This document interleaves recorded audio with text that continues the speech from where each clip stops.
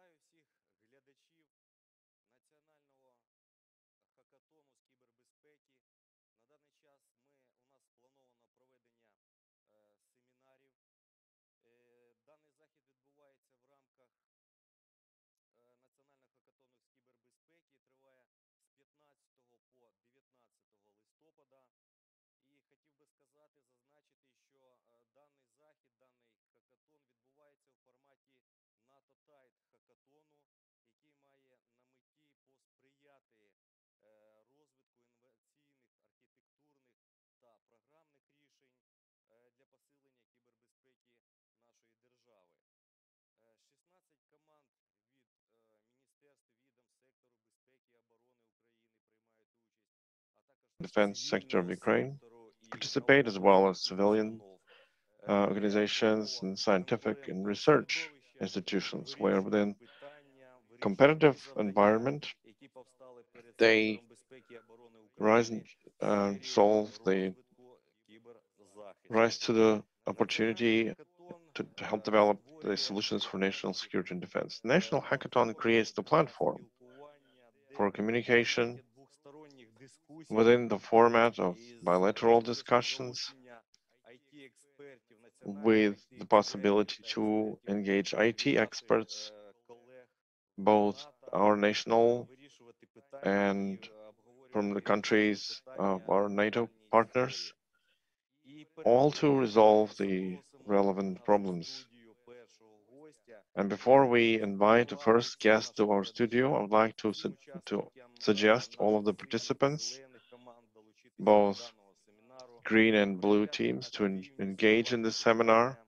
а be as також active as you ті want тих and can глядачів, be, які долучилися в YouTube-каналі та підписалися, participate. And for the задавати також viewers on коментарі Facebook and YouTube, питання.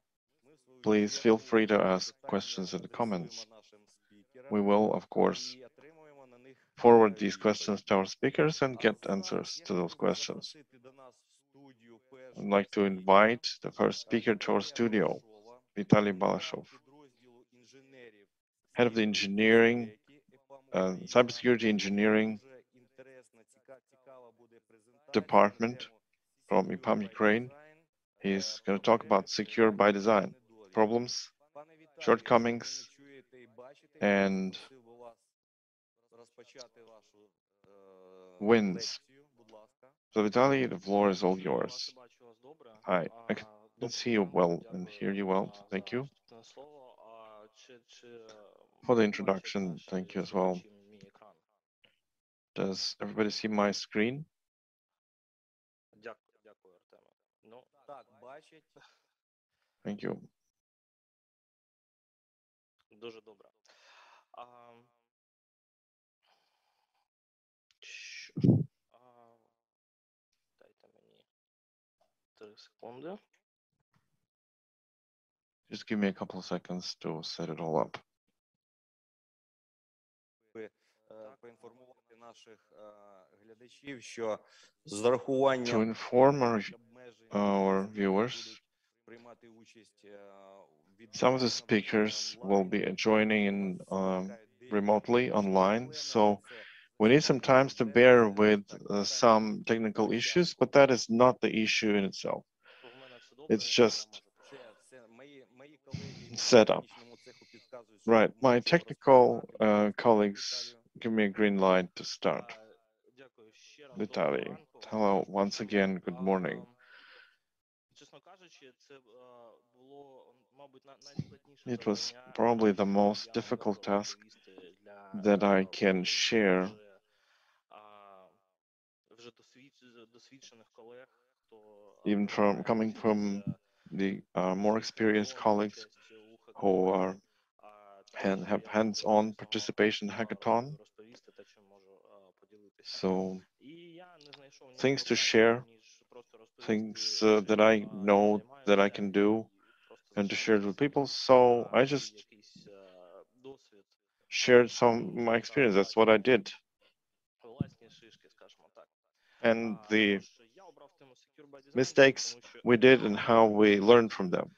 у ролі Security Architect So I на work as a security доволі architect крупному ретейлі на даний момент. in a big retail company. Саме Secure by Design – це те, що And secure by design замовник is something that the customer для asked us in particular to create замовника. for their big order. Що ж, я хочу почати з того, що як розуміти Secure by Design. І одна So let me з start with explaining how do you understand secure by design. And there's one story that I like and I can share. Це історія, що відбулася 25 It's a story that happened on May 25th, 1854. Це пограбування банку у It Швеції. was a bank robbery in Sweden. І чому воно сталося? Тому що банк So why it happened? банк потратив великі кошти. The bank had spent quite a substantial sum of money to make their vaults, their storage secure as it can possibly be. So invested in super reinforced doors, super modern and complex locks, but they didn't think about the management of keys. And just knowing where the key hangs, because it's stored there for all times, you could just locate it and open those vaults.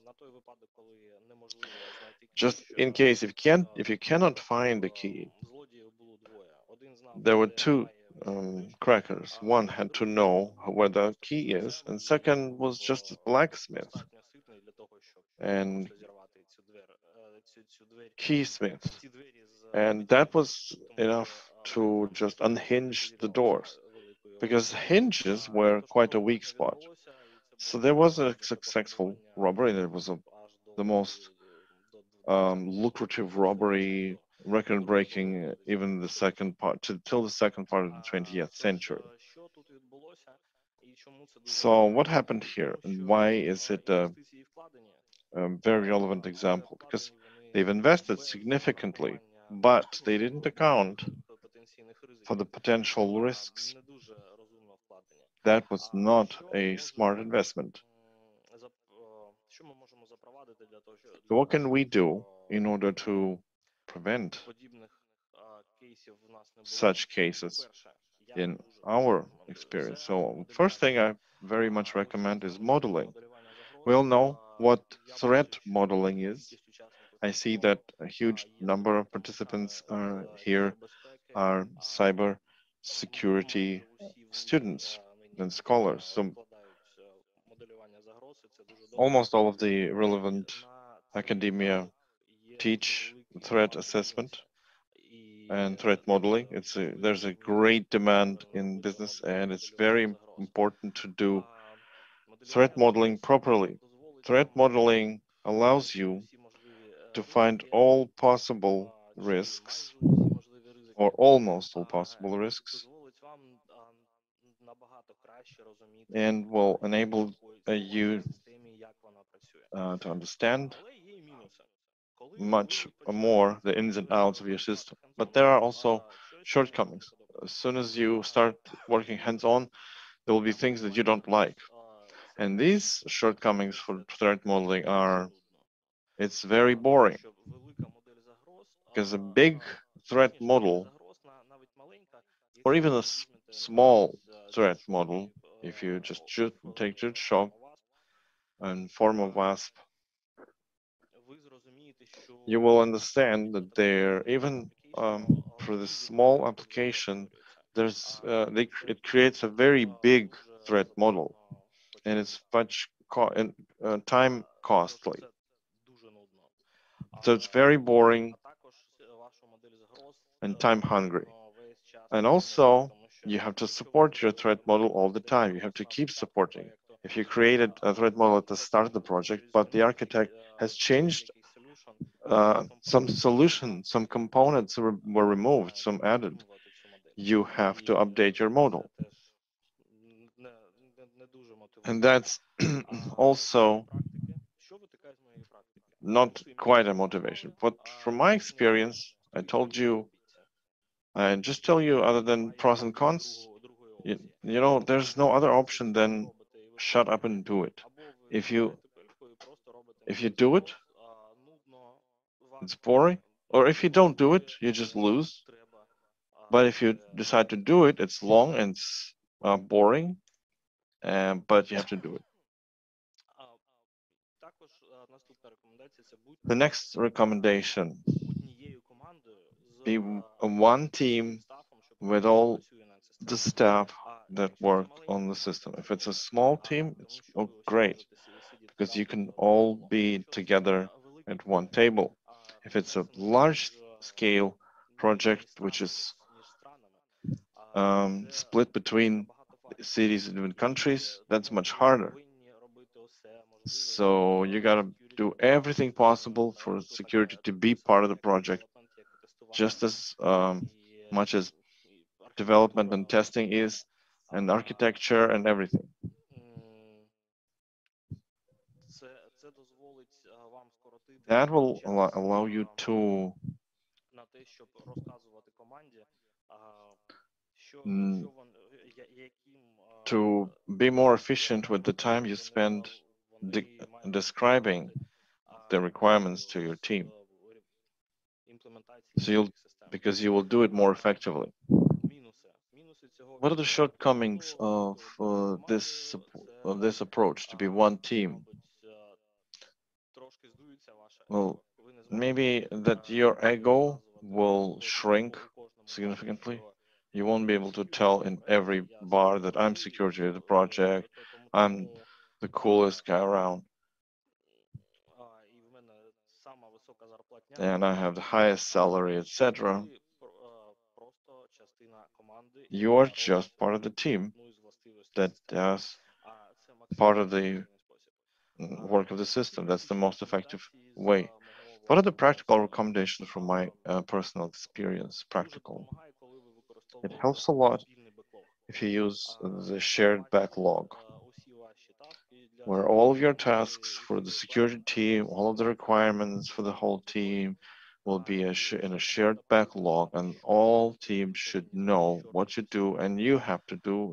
to know what your team does. Також будьте Also максимально be дружні та вічливі до very всієї friendly команди, тому and що ви security інженер, вони вже вас ненавидять. Тому proper ви with all the people, because your security engineer, they максимально hate you already. і So змінити therefore, стереотипи. you have to be much more friendly with them and to change the stereotype. It's wrong. Доволі відомих So let's go to more familiar principles of принципів забезпечення безпеки. І security мабуть, and system security. один найважливіших з усіх One of the most important це is defense in depth. безпека за слоями, So it's layered security чи поглиблена безпека, or deep security, ешелонована безпека. echelon-based Що вам security. дає? So what Вам it це gives дає you? It gives you дуже велику, дуже дуже добре зростає загальний рівень безпеки вашого it gives you a застосунку або вашої quite a системи. good growth of the general Ви security of your використовуєте декілька контролей. І це правильно app or system, because you use several controllers. So that is the right way to do. We know this model from many, many years before. стратегії мають бути. That is the strategy that has to be in any fortress. Any fortress has to have different perimeters, different layers of penetration. That is normal. The shortcoming is that the backlog grows longer, there's more additional work for the whole team. Nobody likes additional work, and the customers don't need additional costs for additional works. And so what do you have to do in this situation where you have to maintain this principle? You have to ask yourself, do you really need this control on this level, on this layer? Чи можна без нього, чи ні. Can you do without it? Тому будьте трохи риск-менеджером. So you have to be a risk manager a little bit. That helps a lot. Ще один принцип, Another principle, до речі, усі ці принципи перелічені. all these principles, they are listed in my documentation for the customers that we've created as the founding principles that we're using. найслабша ланка. So the weakest link, obviously, the weakest link in the chain, it's the analogy. Плюси цієї стратегії. So what are the pros of this strategy? Найслабше місце і The pros are that you can fix your weakest point, weakest spot, and raise the general security level of your system. But there is also a con. When you fix the weakest link, you will get the new weakest link somewhere. And that goes on infinitely, or can go on infinitely. So the only way, just as in the previous time, in the previous case, be risk managers and really go all the way through assessing risks that you see, the risks of not delivering. Because at some point you have to tell yourself, that's enough. No need to raise the level because we don't have enough confidential data to get somebody interested in penetrating these levels. So the privilege, the least privilege principle is very obvious, and I think it's one of the most effective principles out there. Following this principle gives you the possibility to have more protection from human factor, where a human being can compromise something, press wrong buttons, do the dumb thing, and break something. And if the account of that person was compromised, then those permissions will not give the perpetrator to go beyond some borders, some perimeter that can or cannot be trespassed. So I recommend you do that. The cons of this approach that people don't like is that it's very much work consuming and time consuming as well. Because if you have a big system, you have to find all the accounts and start distributing access. So do access management or more or less deep access management to guarantee who can or cannot go where. So it's not a super difficult task, but it's not an easy task either. So the only way that you can use here, just like in the first one, is just shut up and do it. There's no way around it. So you have to do it, and otherwise, how can you control it? Open design, what does it mean? Це вочевидь взято, наприклад, з криптографії. That was taken from cryptography. A great example was asymmetric cryptography algorithms, when we know the algorithms, but we cannot influence them.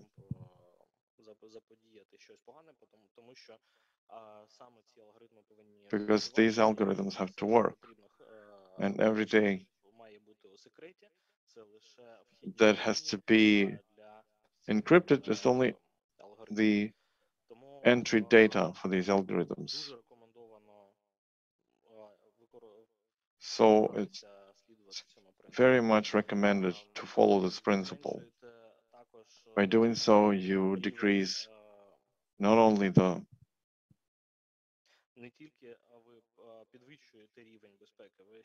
you raise the security level, but you decrease your own stress because you've applied just obfuscation or something like that, some security or obscurity as one control.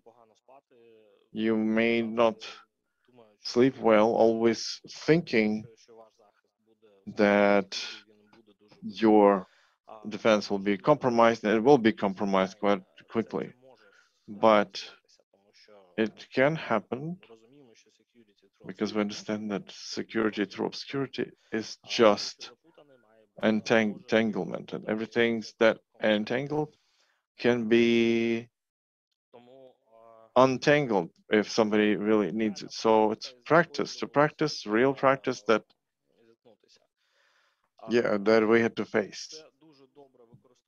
This is very good to use open design, and it has to be there. It should by design be open. It should be like a foundation, but sometimes there are cases where security through obscurity is a great solution because there's no other solution, or it's not available until you have some dependency on something else. For instance, for some dependency from some framework, you see that there are certain algorithms in the framework, but they're not that you need. Those that you need are only in the backlog of that developer. I understand that only in 4 months they will be released. So you just have to somehow go through the security through obscurity and wait. Be risk managers and assess the situation. Can you afford to use this quite an unsafe approach? And never bet on security through obscurity alone, because as I said, everything that's entangled can be untangled. Saving on mechanisms. It's also quite simple.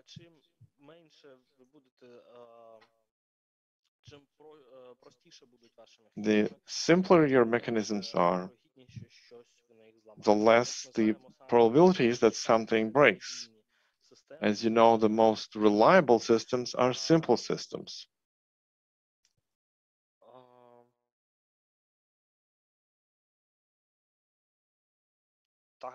Ця система має працювати простіше і And so the system has to work simpler, and it should be simpler to support it, to maintenance.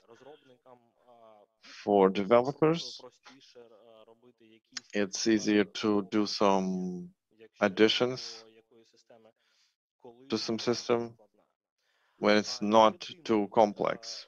The only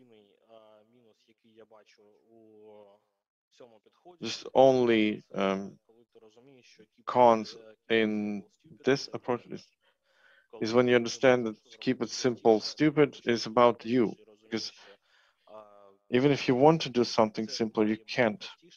And you understand that it should be simpler, but it can't. It's not possible. It just doesn't fly.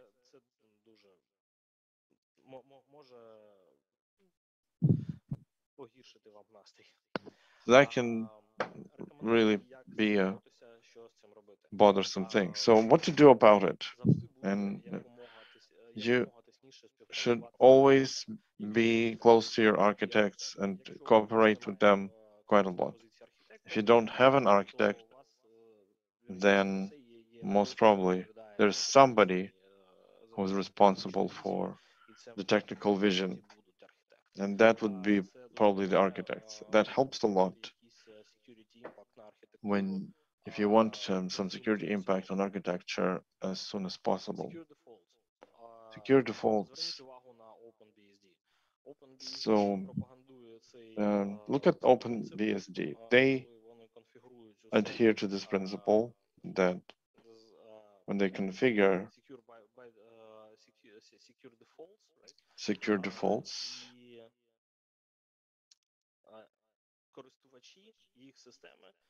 and the users of their system,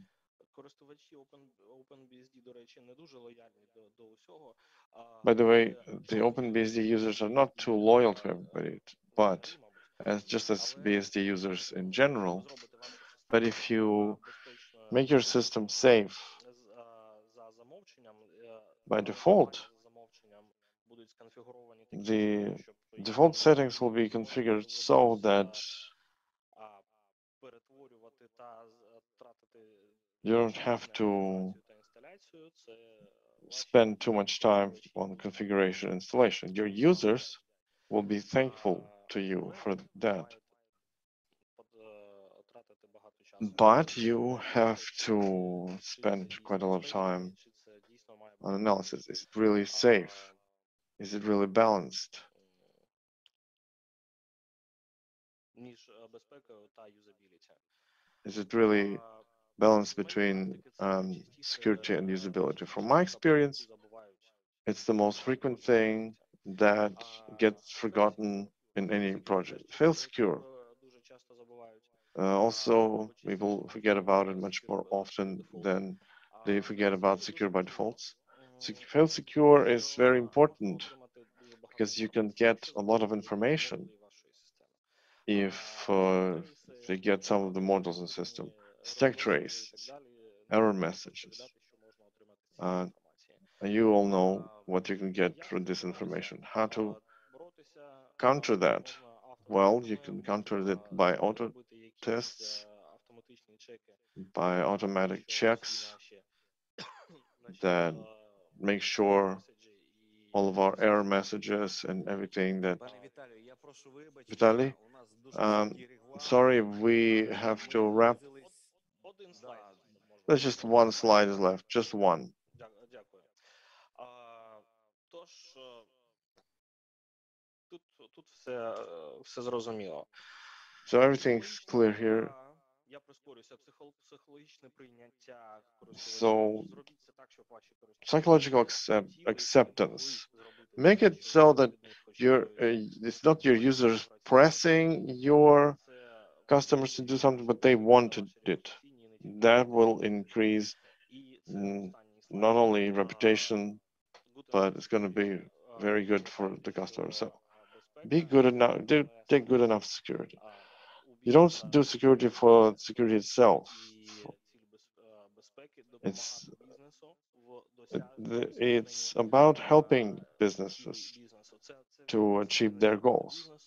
It's not only about business, but in any organization. If you have an organization, then it has to achieve something.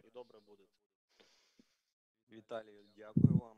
Thank you, Я Vitaly. хотів би сказати, що від наших глядачів надійшли запитання. Thank you, Vitaly. We have some questions from the viewers. Від нашого учасника команди Віталія. З точки зору From управління проєктом, our participant Vitaly. In terms of project management, what is the percentage of time you spend on security out of the 100%? No, we advocate a different approach.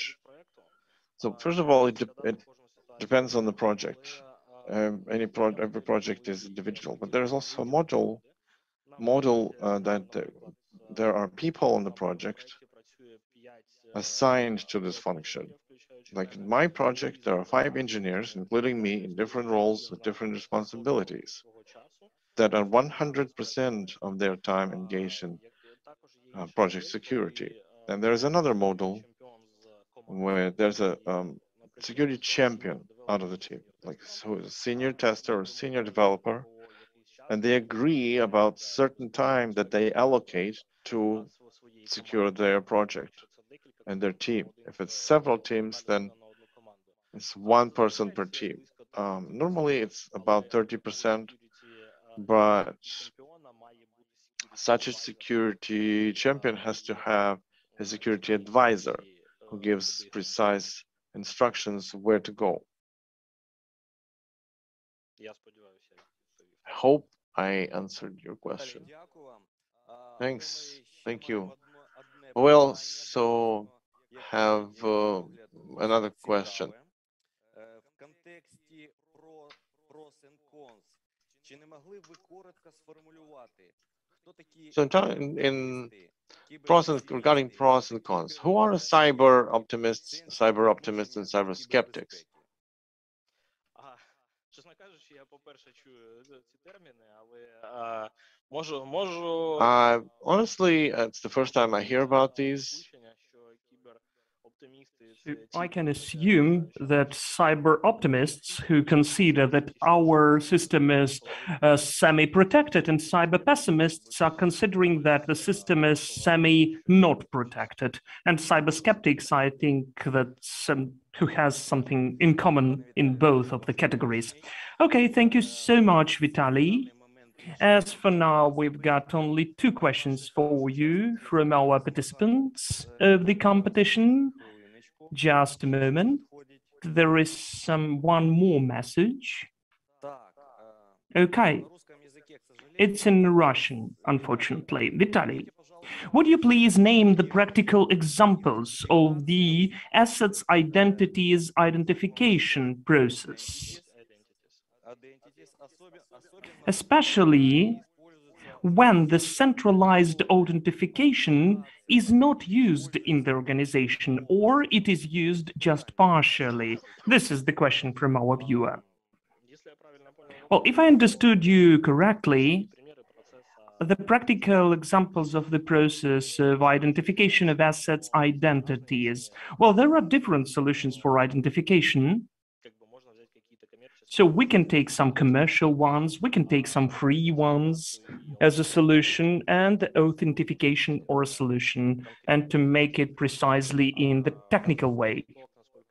In the key clock, as far as I remember, you can use the service account and the user account. It doesn't matter which account that is. You can provide it within the project.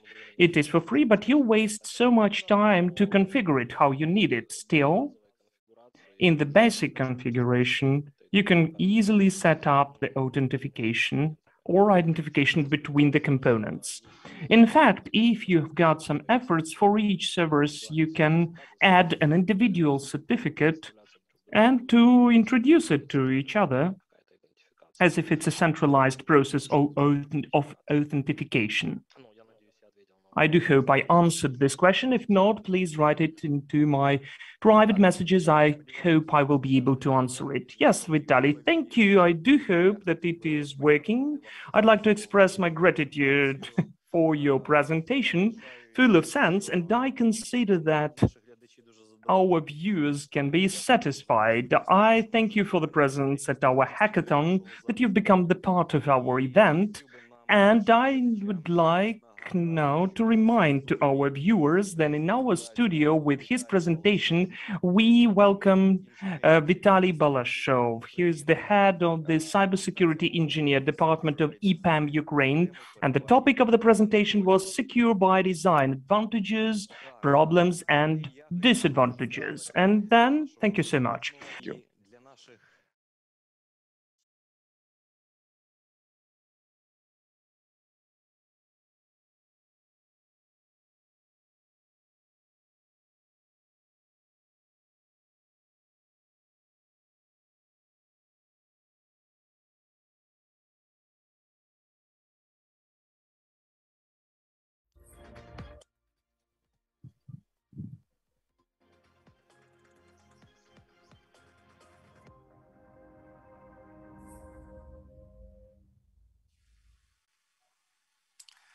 Доброго дня ще раз. Hello again.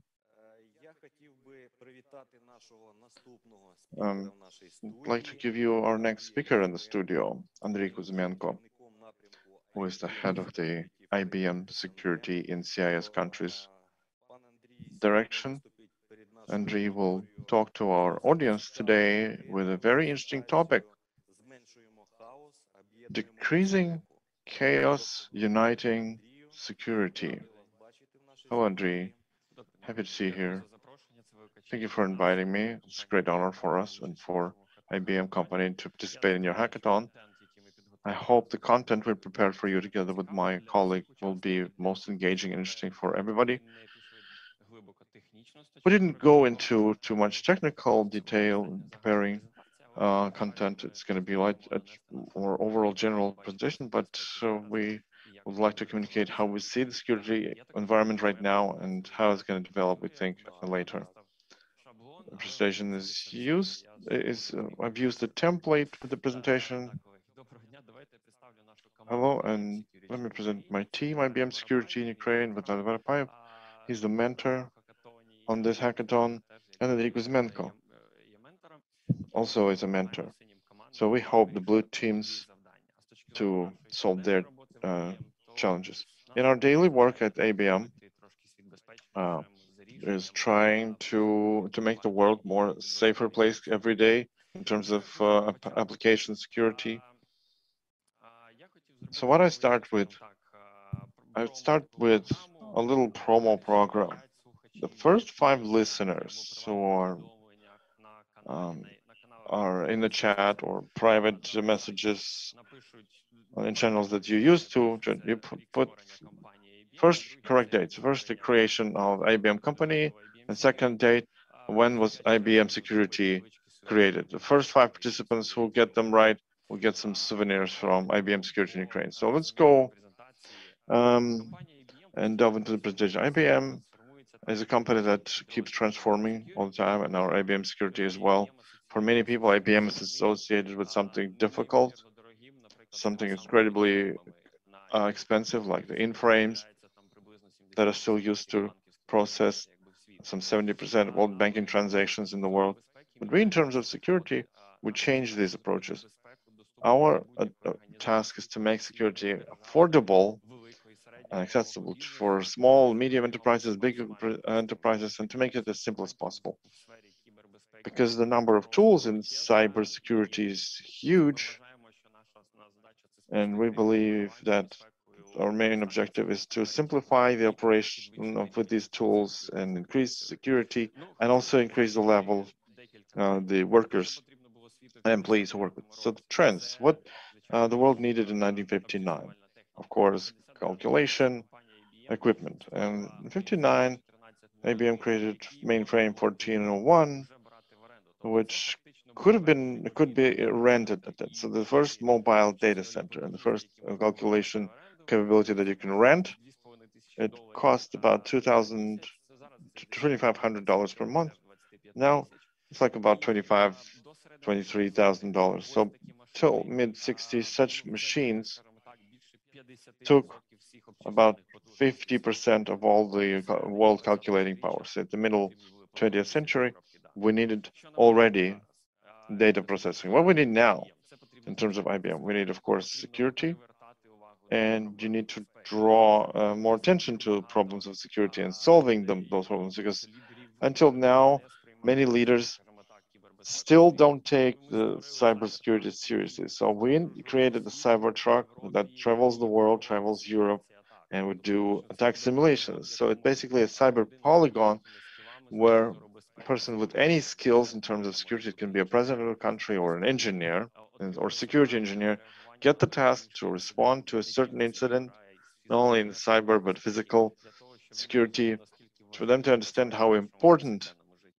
security is in our everyday lives. And we as an IBM, we believe that cybersecurity is one of the most important directions of IBM development as a company for the next years. So what I also wanted to share, since in this hackathon, there are many viewers, there are students, teachers, people who are interested in cybersecurity, I would like to share some free solutions for you, solutions you can implement in your system or use for your education. First tool is Quad9.net. It's a safe DNS service that you can install at home. And it's different from Quad8 of Google, is that we provide your privacy. We don't collect any data about your internet activity, but at the same time, we care about your security in the net. If you go to some infected site or phishing-prone site, we will warn you about that, of course. So you just spend a couple of minutes of your time, set our DNS service on your personal computer, and be sure in much higher level of your security. What else is interesting? If we talk about academia, IBM has a program of economic incentive, building high-quality employees right out of the academia is very important, because many graduates still don't understand where they go next to work. So thanks to the community in Ukraine, thanks to the development of the security market, people have better understanding than we were planning in our years. So what in terms of cybersecurity of IBM that IBM can provide to the academia and the students? First of all, it's free access to all of the software by IBM. You work with CM platforms, SOR platforms, investigative software, cyber incidents investigation incidents related to terrorism or money laundering. You as members of the academia can register in this program or and contact us and get access for free. What else is important? There's a huge number of lectures of IBM representatives in different topics. You can get access to JBot. It's J Watson bot. It's a bot that was named in honor of the founder of the company, Watson. Це на сайті компанії IBM, тобто You ви can print можете it on the printer. You can use it to solve tasks that are most relevant for you, or just to get some practice working with artificial intelligence. Of course, there's access to free courses, and there's access to our quantum computer for academia as part of the academic initiative. So anything you need to do, everything you need to do is go to ibm.com/academic and then inform us about the registration. So what else is interesting? We provide access for free to our software, security software. If you need to monitor traffic in your home network, are there any anomalies or exploits, or your routers or your computers to see some logs, to see network traffic. You can install a Radar Community Edition and to see on the YouTube how to set it up. Because the content on YouTube is prepared by our IBM security experts. It's for free.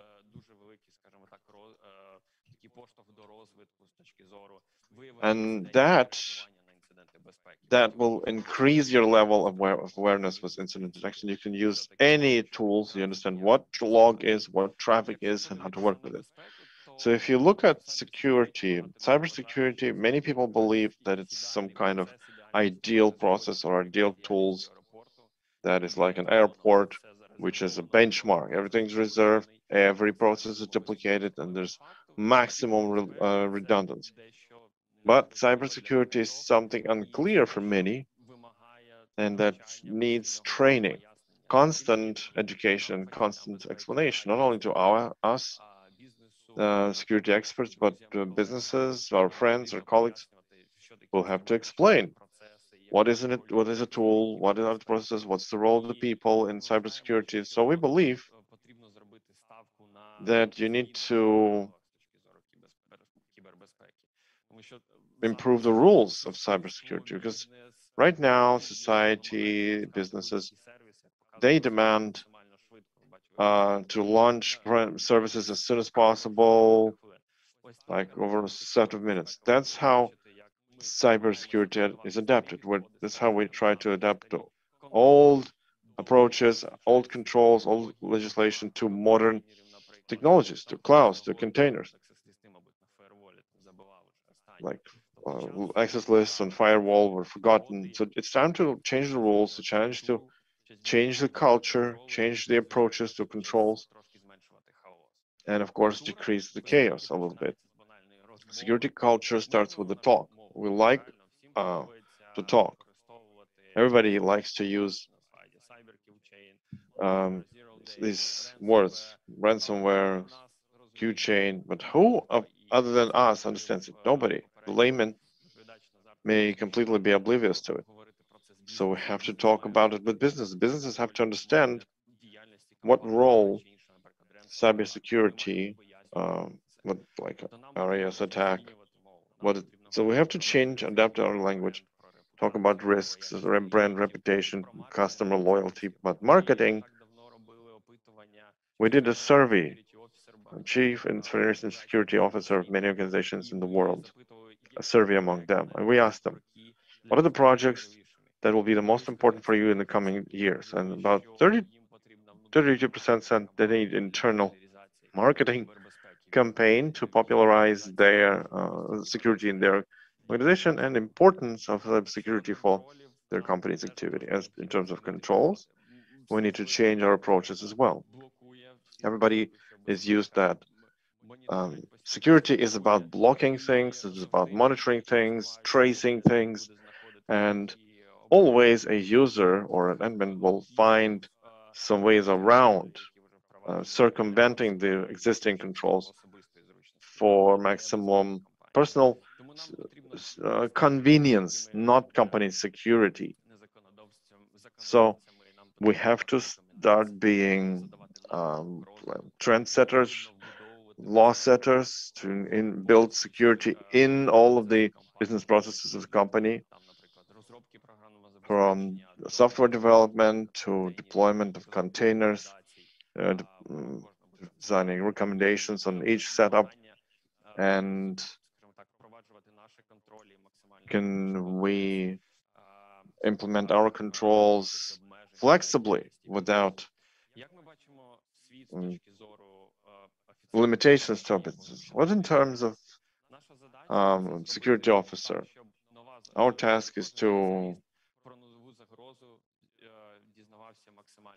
for every expert to know about a new threat as soon as possible, for them to make sure they know if it's if it's a relevant threat, that their infrastructure can be compromised using those exploits that were published recently.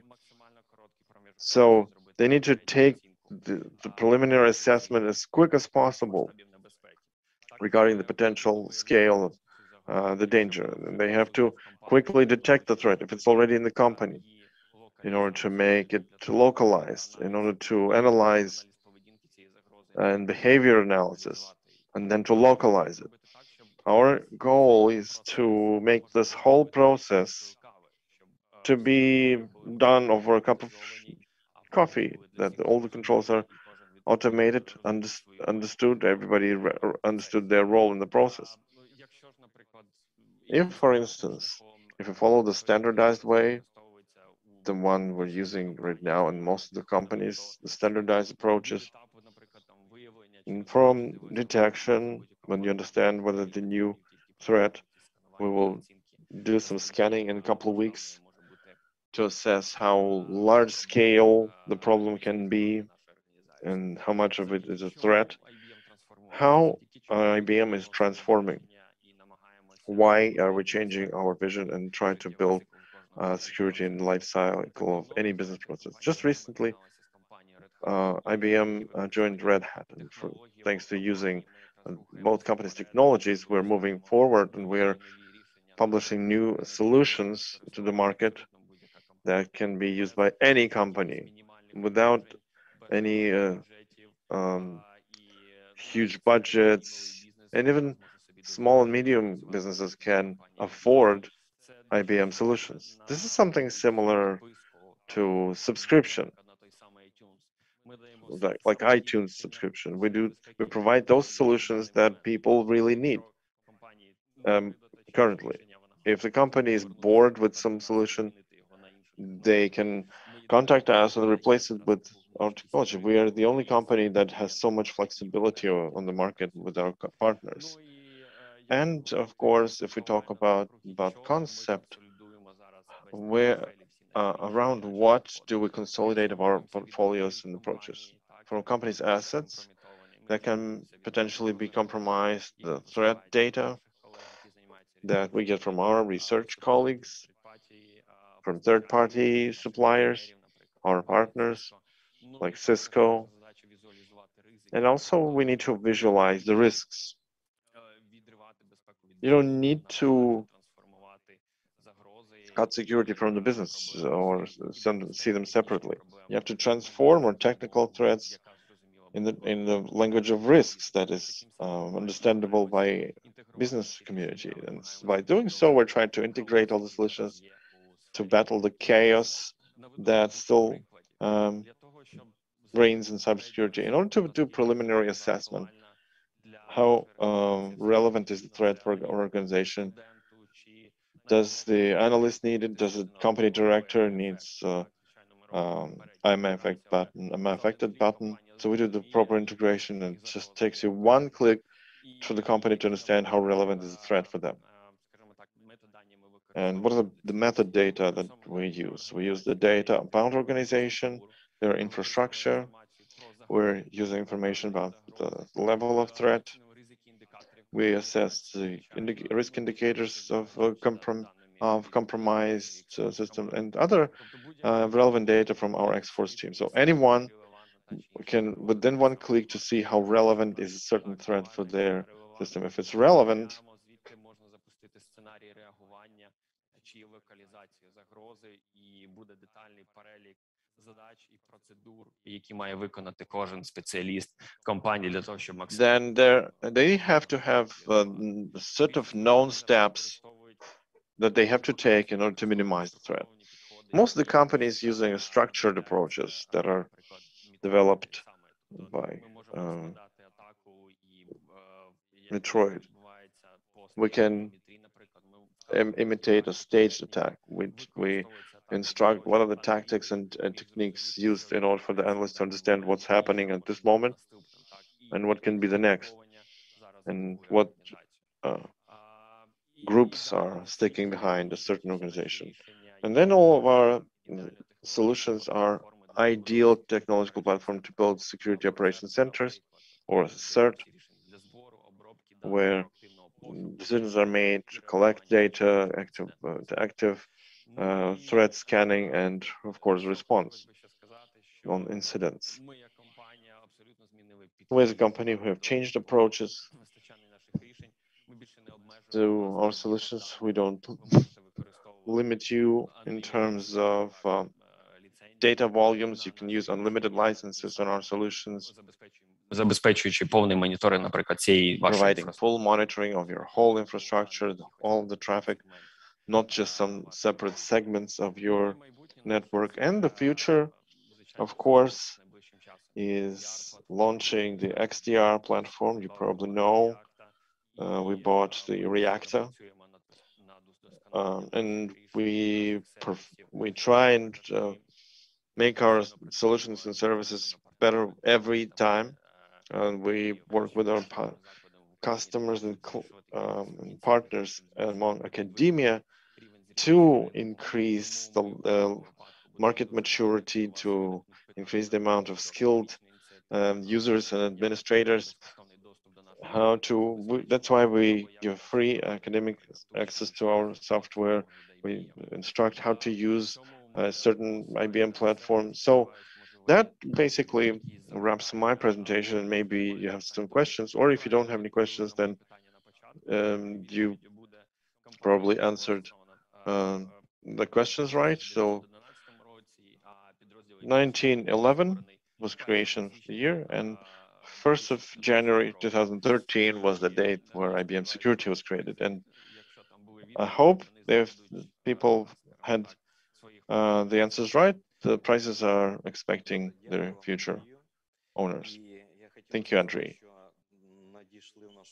Yeah, we have some questions from our participants and even questions from judges. Andrei, how can you manage such important things as IBM Security and CIS? From March 2013, Ukraine has left the structure. Well, despite the fact that Ukraine has left the agreement, still within the company, we talk about emergent market units. All of the post-Soviet countries. In our case, we cover the whole territory other than Russia. There are questions from our participant, from the blue team. What are the limitations for QRadar about free usage and education process? Education process, if it's for education, like lab work, writing diploma papers, training your students, then there are no limitations. You just deploy them on your infrastructure. You send the logs from your sources about traffic, etc., and work with correlation with use cases. That's the system that is used in many organizations to facilitate their security. Okay, we have another question. Just a second. Does IBM have any cyber polygons or shooting ranges, training ranges that can be used for academic process? Well, an example would be our Cybertrack. So IBM website has information about where this cyber track is. Usually it's a cyber truck and it stands in some central capital of a city or central square of the city. I remember it was in Warsaw once, and you can file an application either directly through the website or through our office in Ukraine and participate in training. Or there's a separate online sessions available. So everything that happens in Cybertruck, you can also have the same via WebEx. You will have the same pressure. There will be telephone calls from journalists who will be telling you that your company has been hacked or something bad happened. There are several options. The most simple is online. Right. I have one other question, the last one. Does IBM Security does some free trainings for CERT teams? We actively talk with academia, with universities. We are in Solomenska Street. Next to us, there's the State University of Telecommunications. We cooperate with them. We do lectures with them. In our office, in the university, we participate in their events. If you have any question regarding the training, we'll be happy to do it with Vitaly Voropai, but together with you, we'll be prepared to contact. If you want to do this training, if you want to talk to us, we need some feedback from you and some expectations from you. What do you expect to hear and get, and some use cases. Thank you, Andrei. Thank you for a very interesting presentation, for sincere answers. I think everything that can be very much useful to our participants and the users. In a couple of minutes, we'll be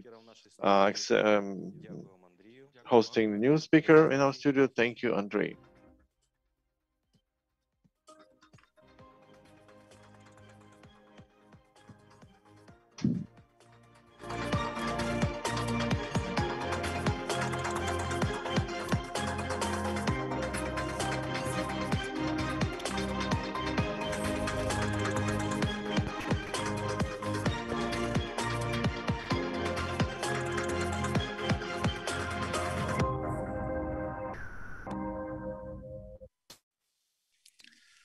Так, доброго дня ще раз. So, hello again for those listeners and viewers who have just joined our seminar. I'm happy to welcome in our studio Viktor Zhora, the Deputy Head of the State Service of Special Communications and Information Protection on the issues of digital development, digital transformations, and digitalization. The topic of his report is Ukraine as a component of the global ecosystem of cybersecurity, integration and interaction. Please, the floor is yours, Viktor. So, hello, dear colleagues and friends.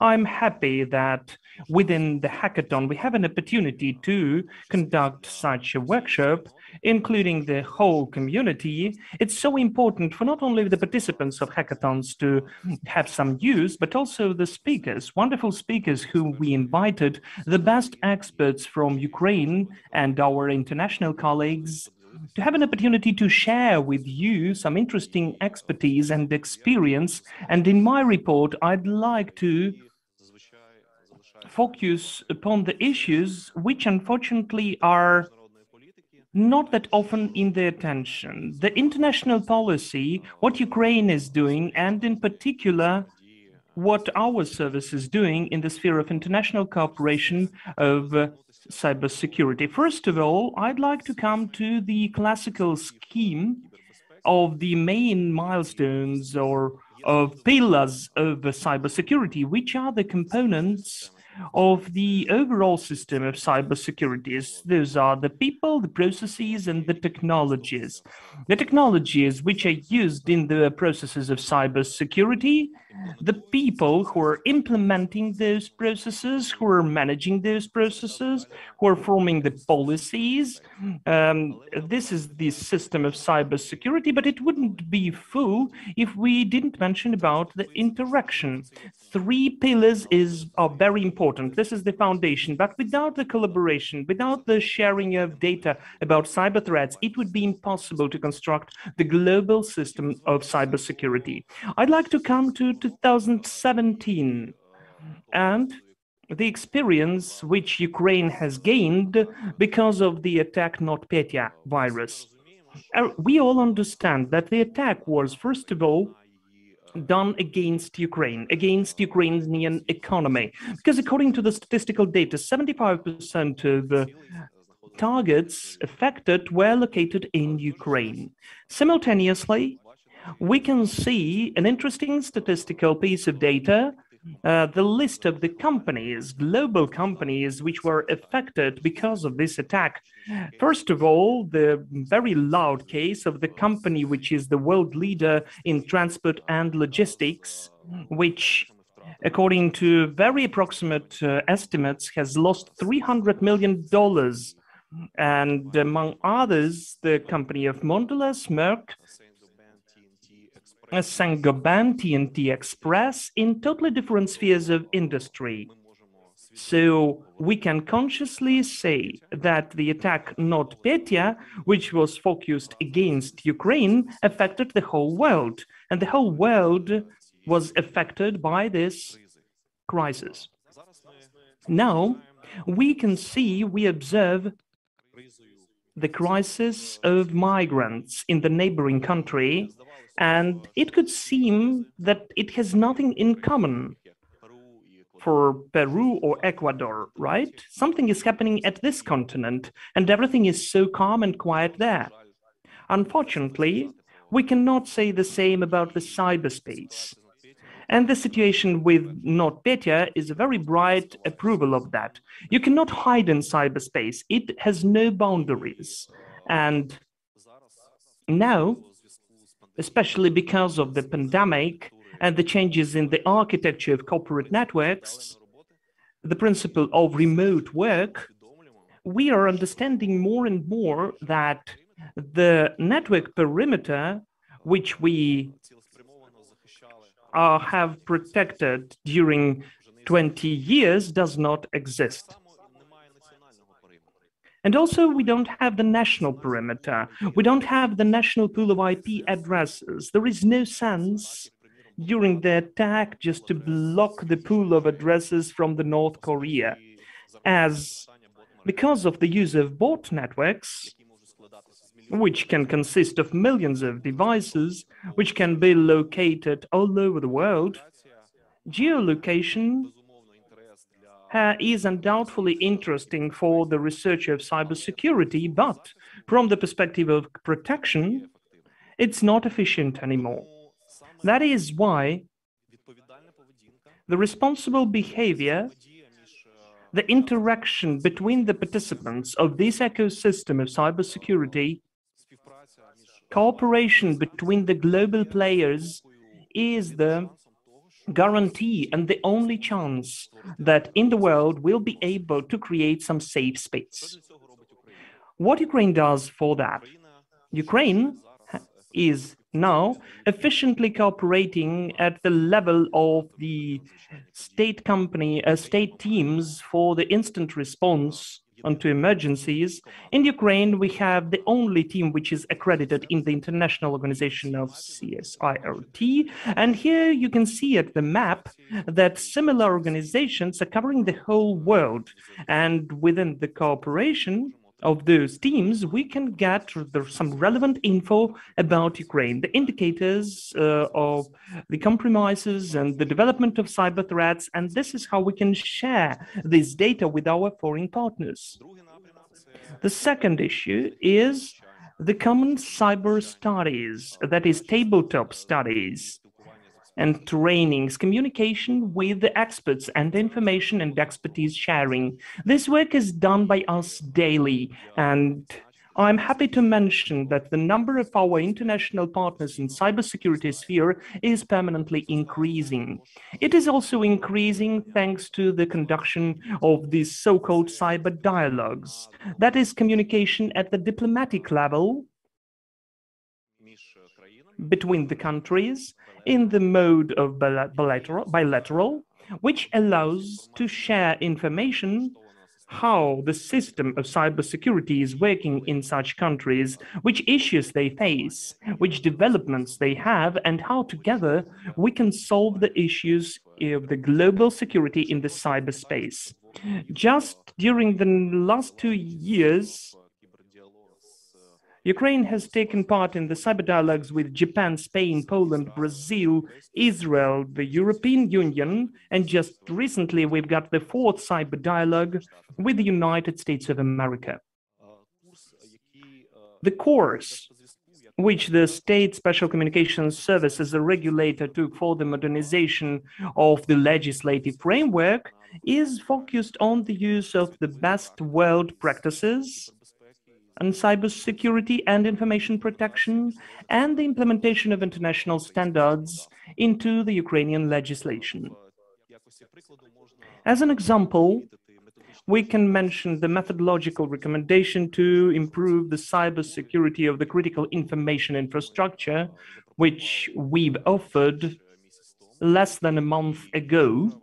And yesterday, the Parliament, Verkhovna Rada of Ukraine, has adopted the law on critical infrastructure, and the Special Communications Service will go on regulating the protection of the objects of critical information infrastructure. The recommendations we offered to the public, for the community, and for the business, and for the part of critical infrastructure which is under state governance, is based upon the cybersecurity framework. The framework which has been developed by the National Institute of Standards and Technologies of the United States, and one of the best examples of the practical recommendations and requirements for the protection of critical infrastructure.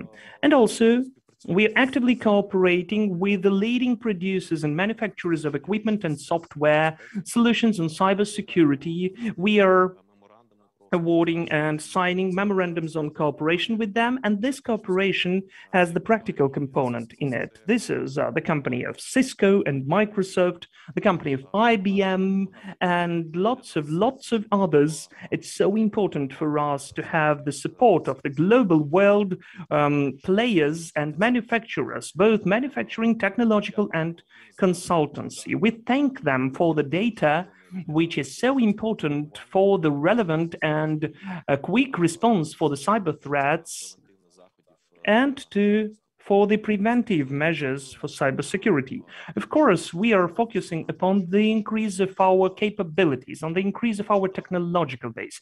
Just recently, we've submitted the application to join the Center of Technologies of Cyber Defense of NATO in Tallinn, Estonia, which has to be considered in November this month. This is our conscious step to delve deeper in the cooperation of the technologies in cybersecurity sphere with the NATO structures. We do hope for the successful consideration of our application. We are ready to join and to provide the presence of our experts in this center. And also, it is so important and interesting as an initiative, the participants of Ukraine in the community of the countries which provide responsible behavior, that is cyber flag in cyberspace. So I'm happy to mention that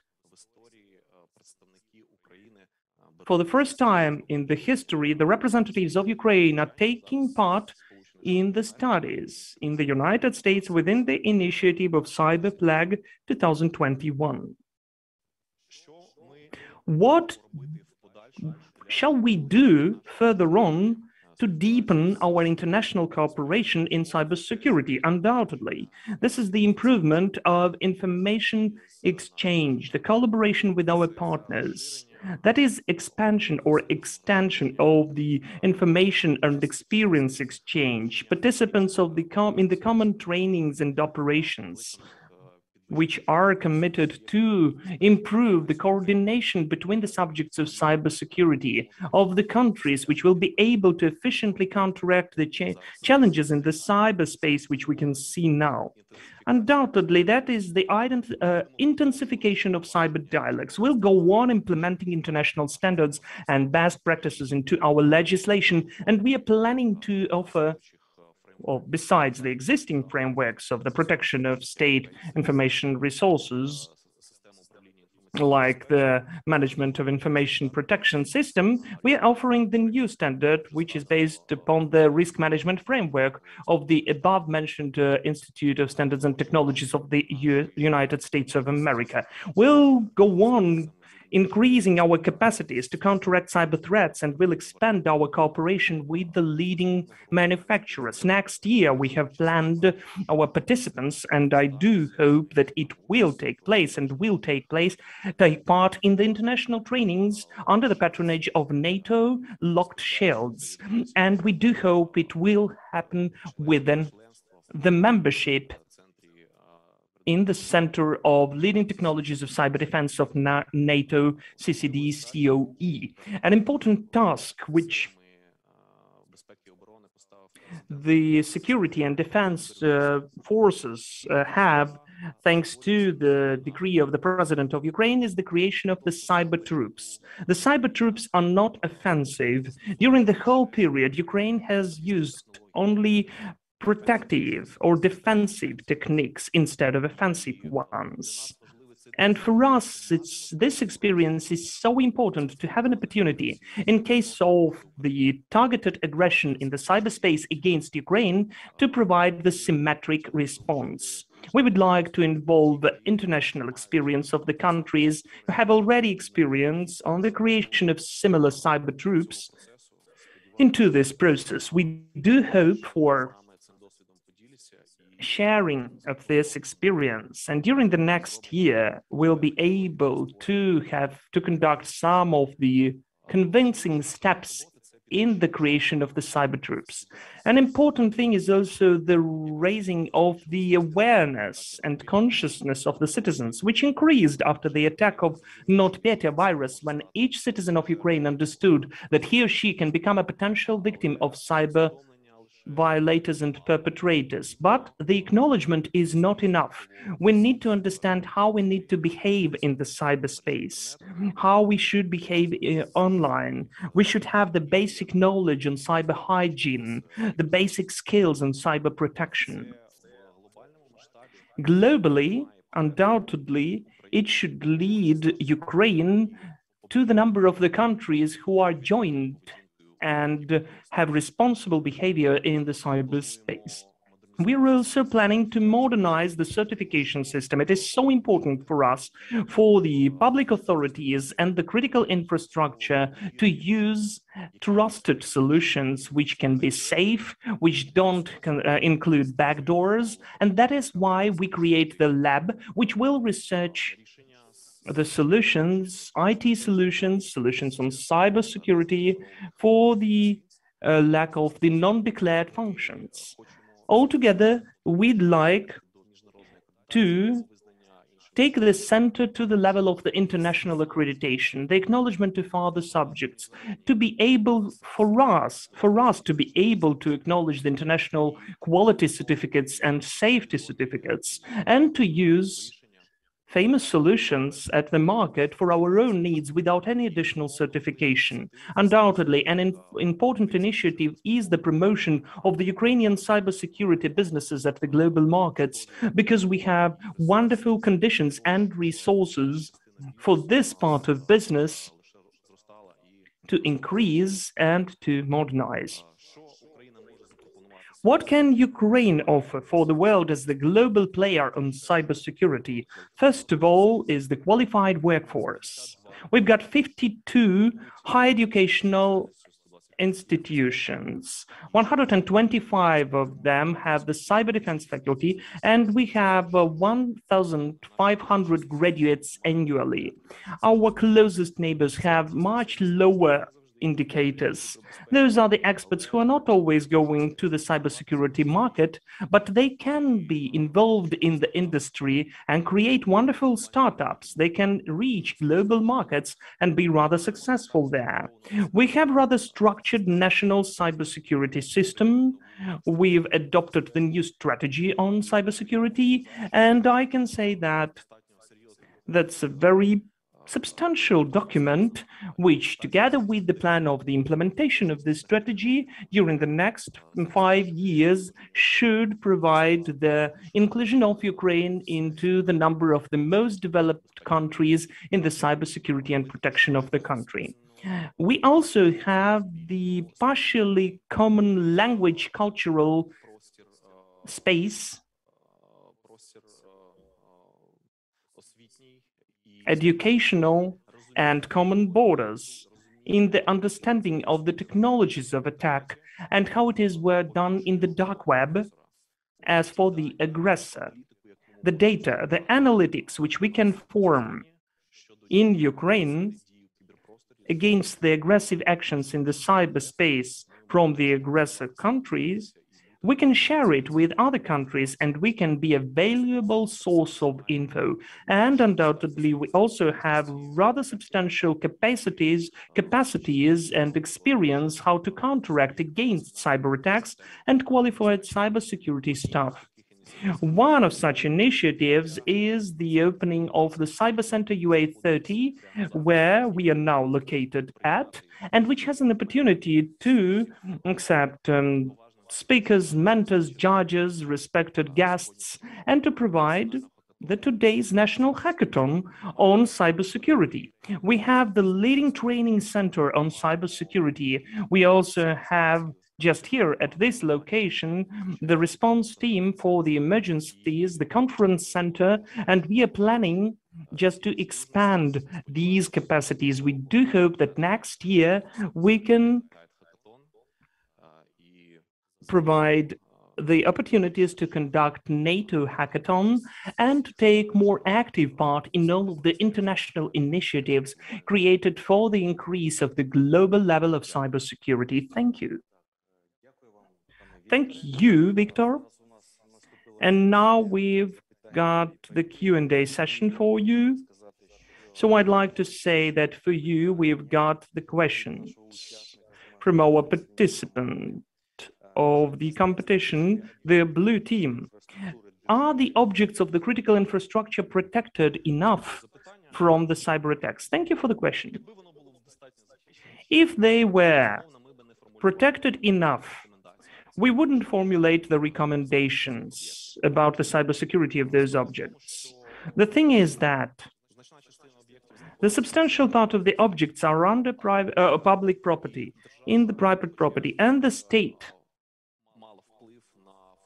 should have impact onto the shaping of the vision for the owners of these objects and for the critical measures in cybersecurity at these objects. But also the substantial part of the objects are in the private property. And still, this sphere used to be under-regulated. It's obvious that the private owner can allocate the budgets and attention and efforts in different spheres of his or her activities. Our task is for the important or maybe even key sphere to be cybersecurity, and for us to be able at such objects to provide a substantial level of technology, of human factor, qualified experts to efficiently counteract against the challenges which we are facing now. The next question. Would you please formulate what's the system of the people management, process management, and technologies management is being constructed and functioning in Ukraine according to what was mentioned in the beginning of your speech? This is the question from the participant. Thank you. If we are speaking about the national system of cybersecurity, then in fact it is the implementation at the strategic level of the people management, of the technologies management, but simultaneously, we have the strategic document, the strategy of cybersecurity. We have the basic law about the main principles to provide cybersecurity,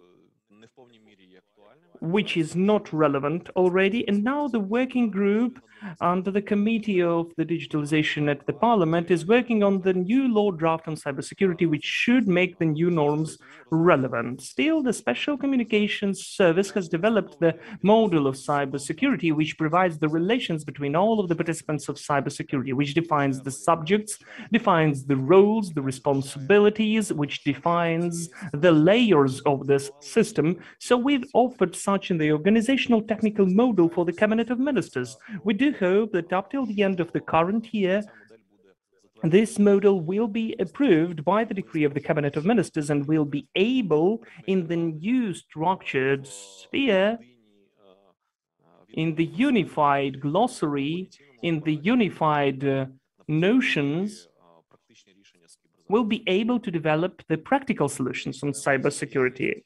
Victor, we've got more questions for you. That is about the NATO standards. Which NATO standards are already implemented in Ukraine for the cooperation in cybersecurity? Thank you.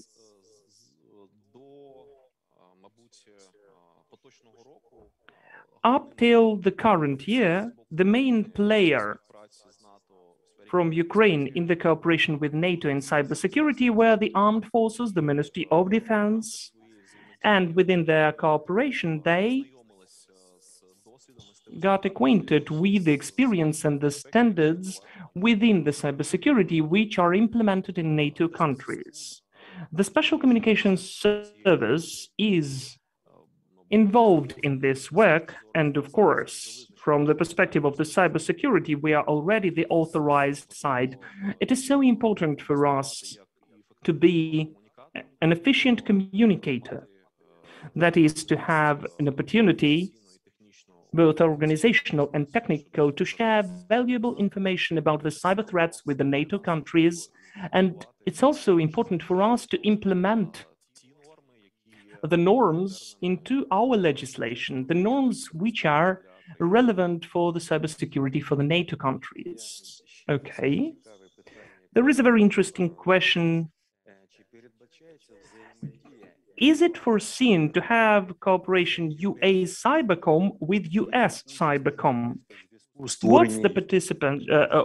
role of the participation of the State Special Communications Service in the creation of UA Cybercom? Thank you. That's an interesting question. I think that the role of the participants of the Special Communications Service in UA Cybercom is what I invented in my presentation, for it to be similar with the US part. But the Special Communications Service has something to share in the methodology, in the practical experience. We are also partially the military structure as well, and we understand how we can implement the technologies of cyber protection, the response for cyber attacks, how to conduct operations in the cyberspace for the military segment. So our position is rather active. We are ready for cooperation. We are ready to take part in the creation of such cyber troops. As for the interaction with the US Cybercom, well, again, this interaction mostly has taken place in the military sphere. But as within the recent cyber dialogue, we also mentioned the topic of the creation of cyber troops in Ukraine, I'm sure that we'll be able to provide cooperation directly with the US Cybercom. Victor, thank you for your answer. I can feel that you are the expert in this sphere, as we've got more and more questions for you. But unfortunately, we have our regulations and timing. So I'd like to thank you that you found some time and you came to our studio, that you answered the questions of our mentors and participants of the competition. And in several minutes, we have to invite the next speaker. Thank you so much. See you soon.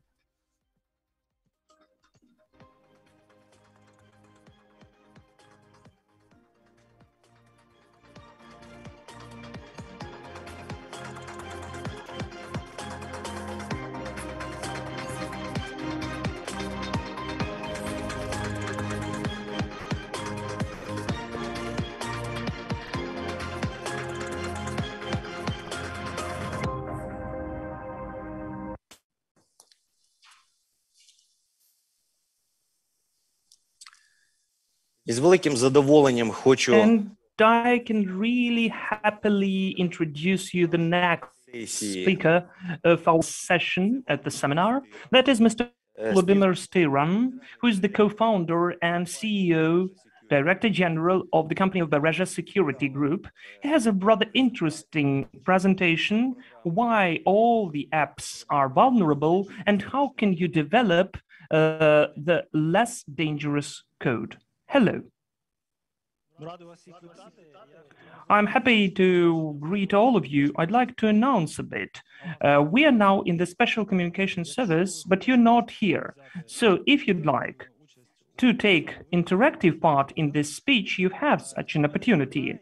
If you remember me, I really used to like, in my previous life, when we could communicate in the conferences live, not just through YouTube, I liked to give away the books and to reward the interesting questions. So I asked the organizers to broadcast the questions with the names of the people who posed them.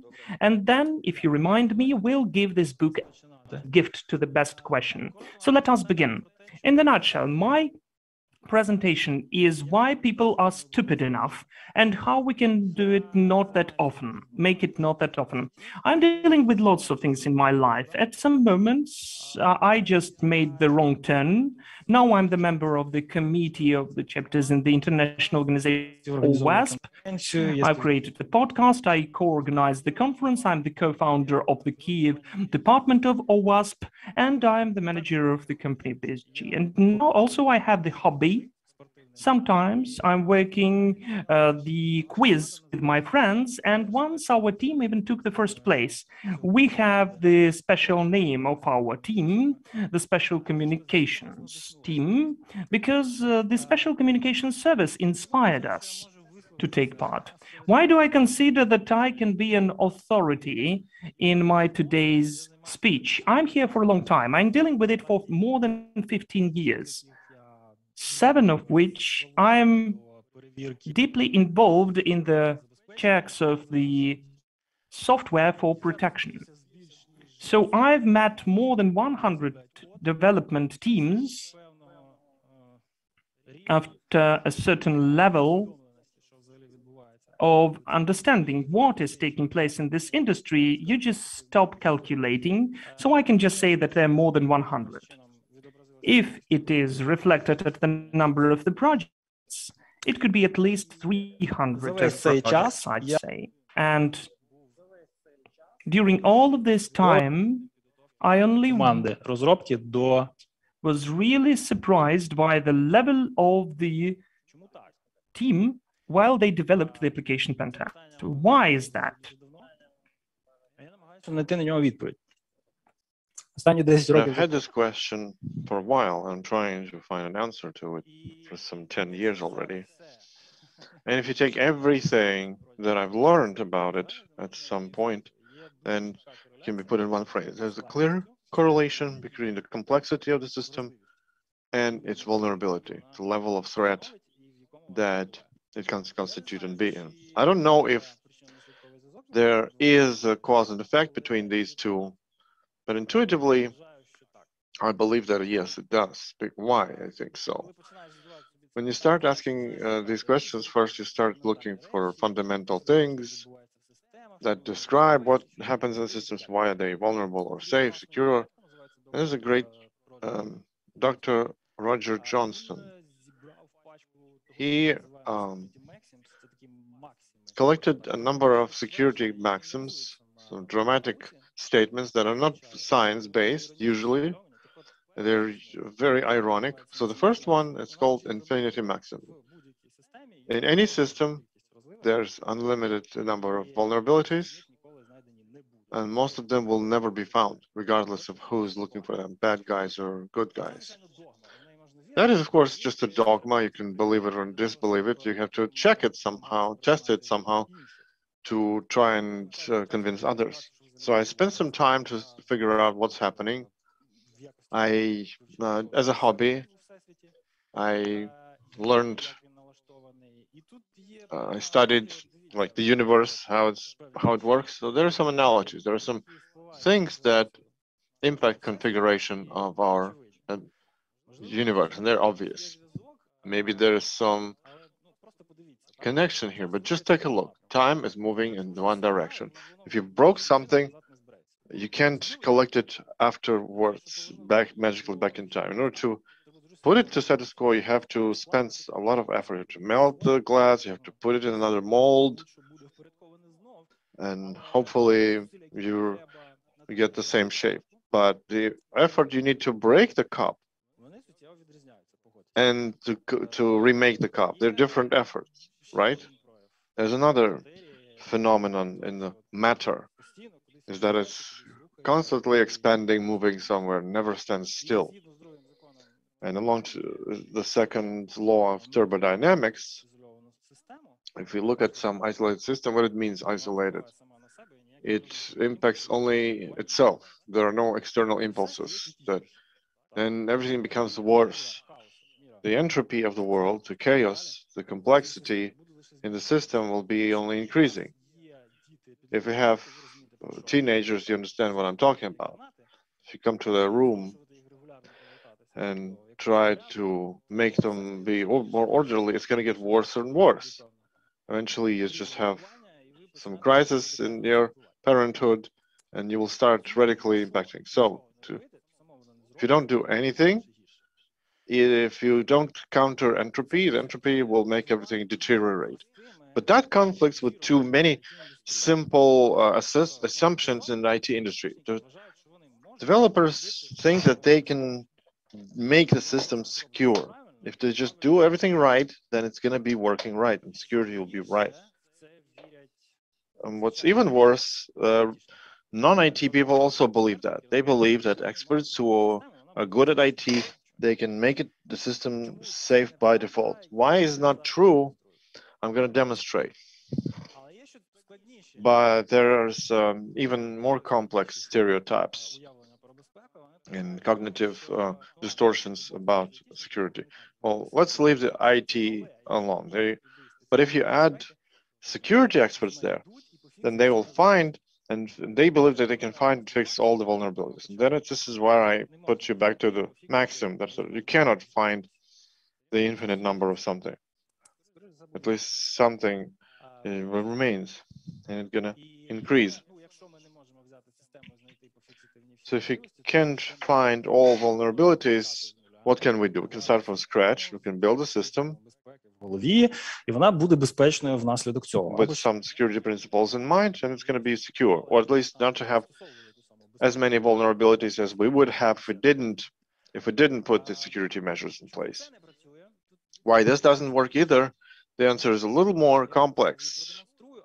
I'm going to demonstrate it to you, but first there's some statistics. All these four assumptions believe that both IT experts and security experts are not quite good with the task of security systems, because the number of vulnerabilities increases in progression, nonlinear progression. Those are simple things. Let's talk about something more complex. Everybody knows Clark-Wilson model to provide all parameters of integrity of the system. And simply put, it says if the system begins in a safe state,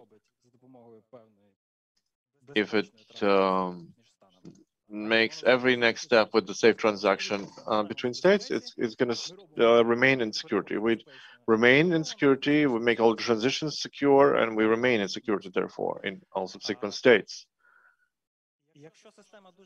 If the system is very simple, then this set of very simple rules in a closed, locked system, it can.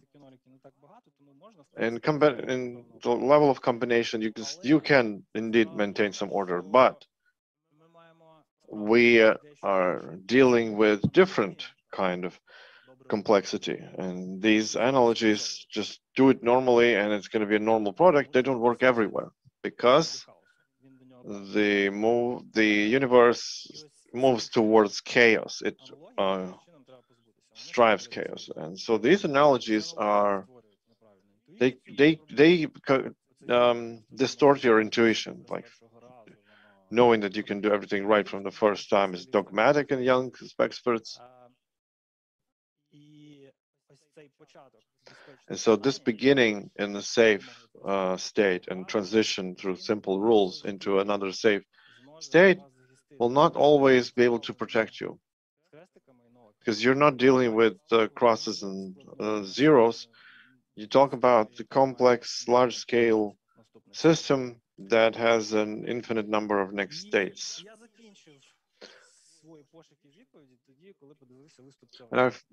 And I ended my search when I saw this Thomas Doolin speech, who ironically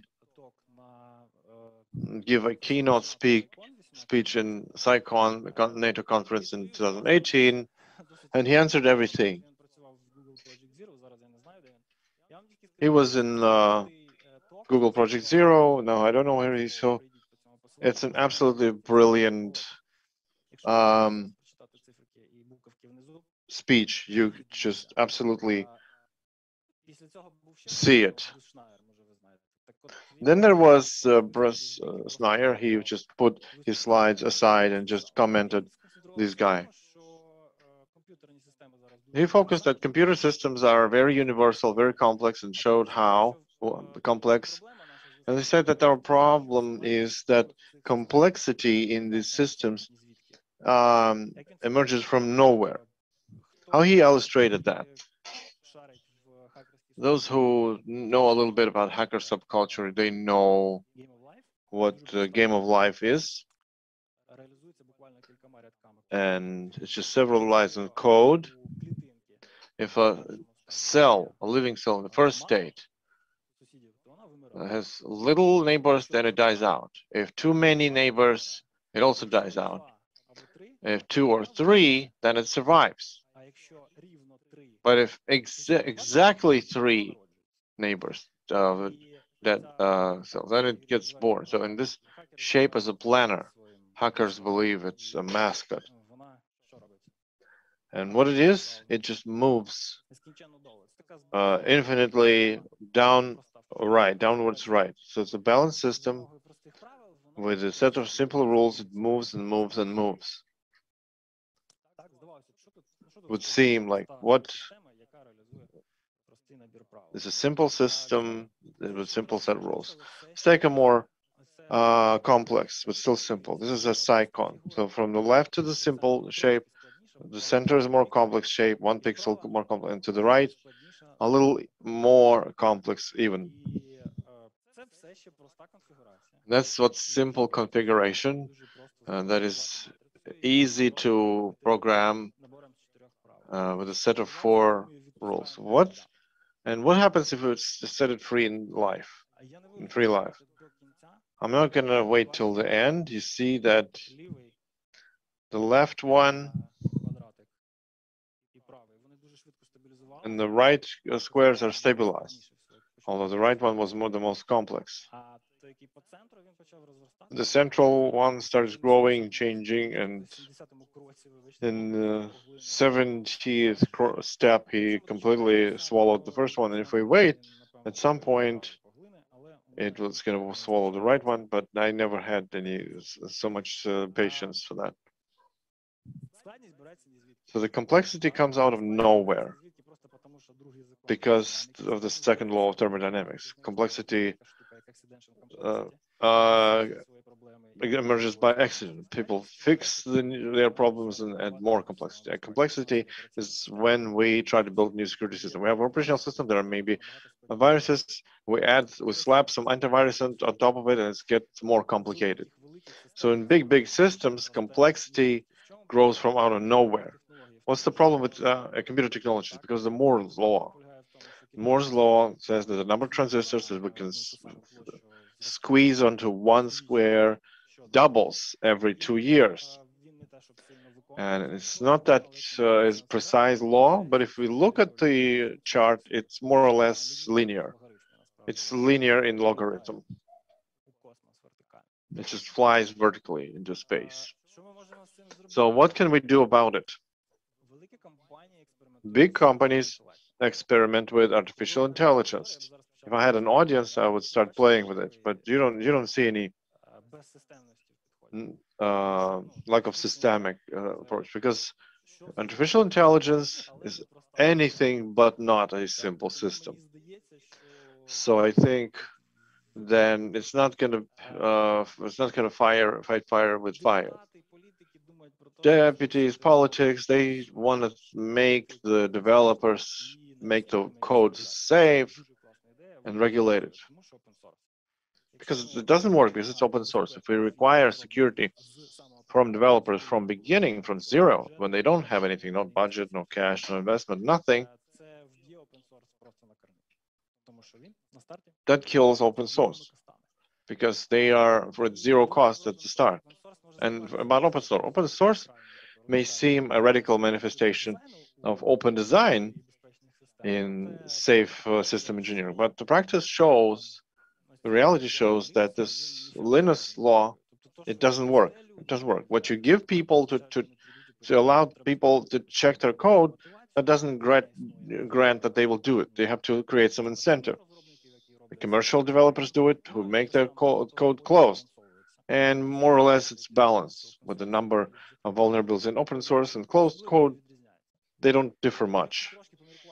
But if you think about the long term, I think that everything in the long run hits the decreasing complexity to control it. How can we do it?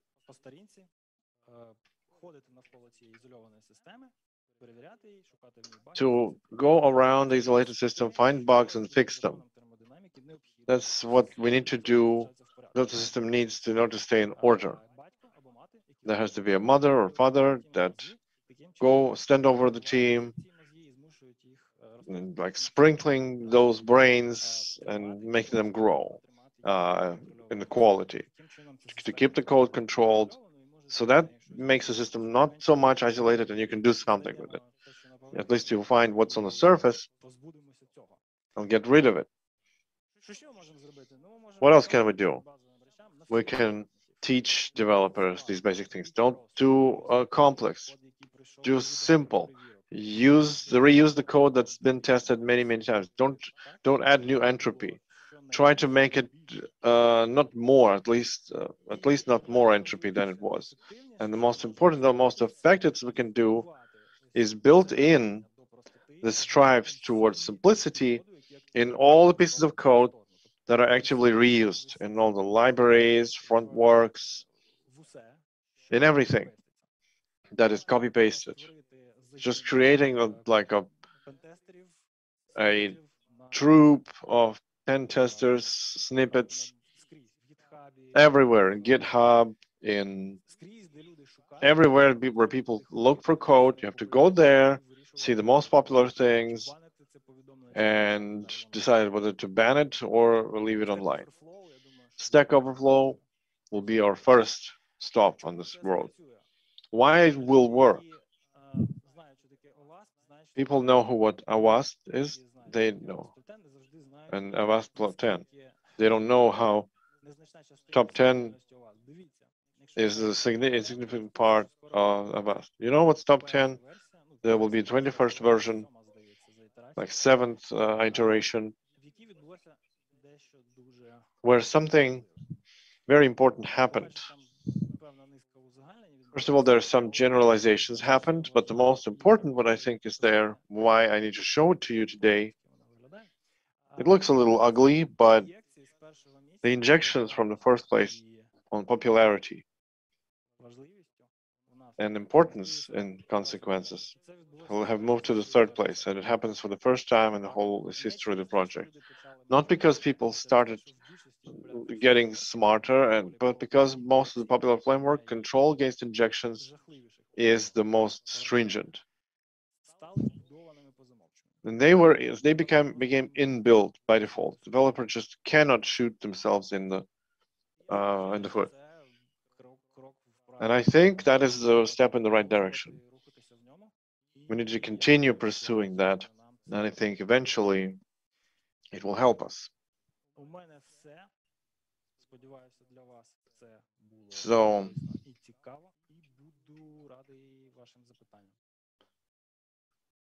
So I hope it was interesting. Thank you, and I would expect your questions. We have questions for you. The first question from Igor Subach, participant.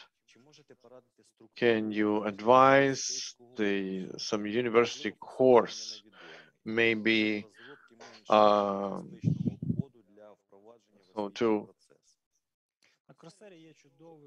the more safe code for educational process? In Michigan course, the software security in Michigan University. I think that would be the advice. That's a great question. Write down the author.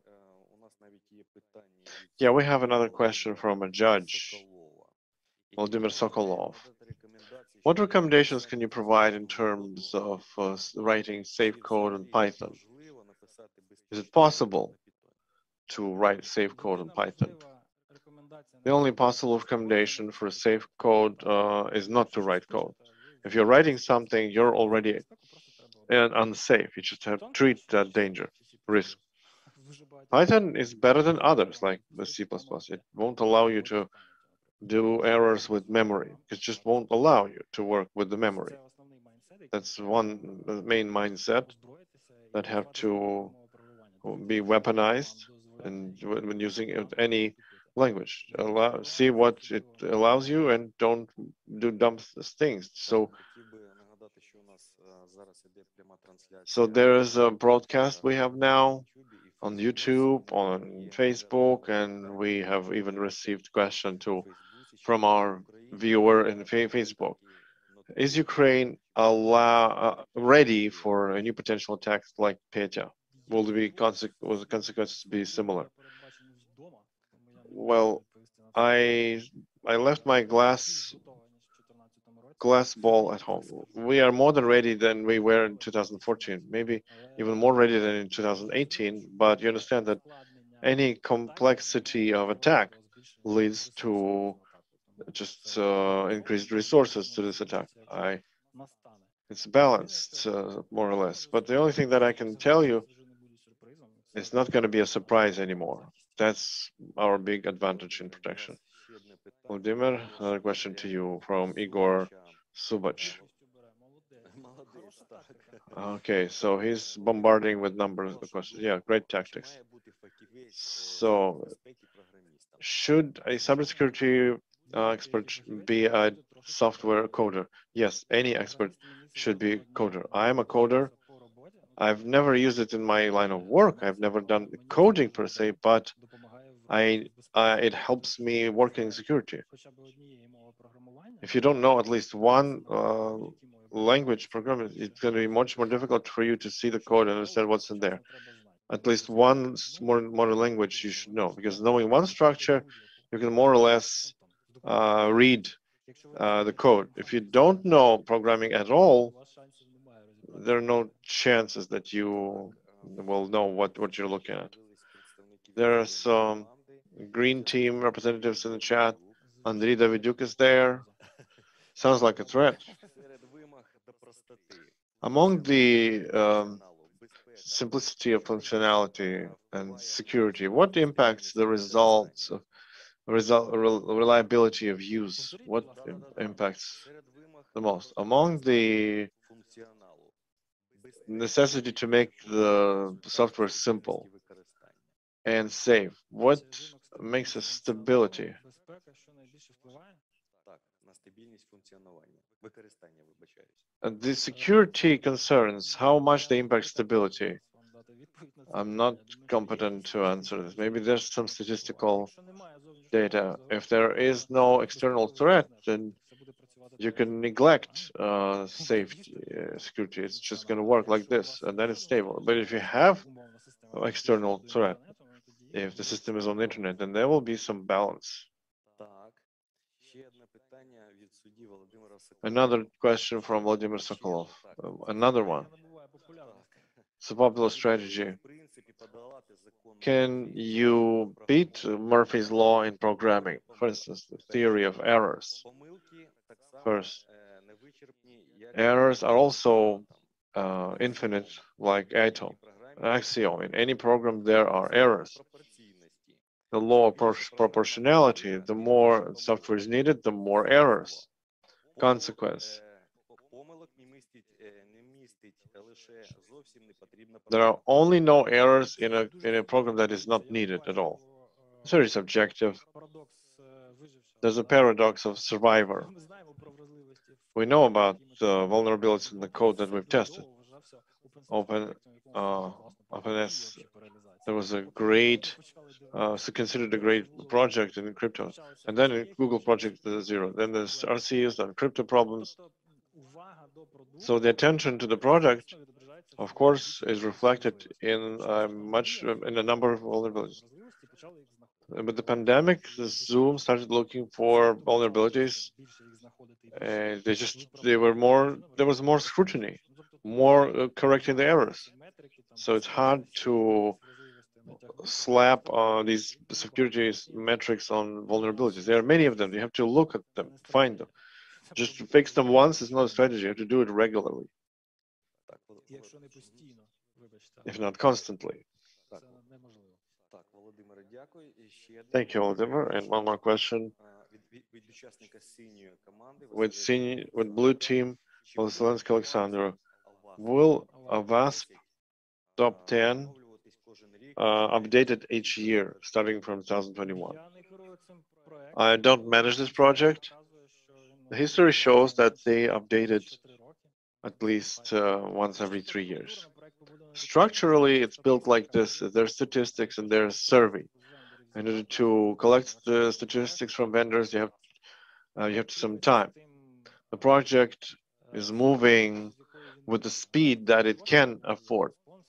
There are sponsors, there are corporate members, they pay money, and you work with sponsors. If you have to impact that, you have to go to your employers and advise them to become members so that you have more resources to do it. If not, then it's going to move with the speed of open source. Thank you. Well, the time is almost up, but that's all the questions that are currently there, and I wanted to ask you regarding your prizes. Well, I think everybody will agree that the best place to learn these things. So it's for our hackathon participants from Blue Team. Igor Subach, can you advise the structure of university course? Maybe some references to the known course to how to develop more secure core in education. Yeah, read Gary McGraw, software security, and anything academic you can find. If it's a top university, in any case, it's going to be much better than nothing. So this course, I just passed it, and I think for young experts, it's more effective after trainings. I always advise that for further education. So Igor Sobach, if you haven't read yet Andy Greenberg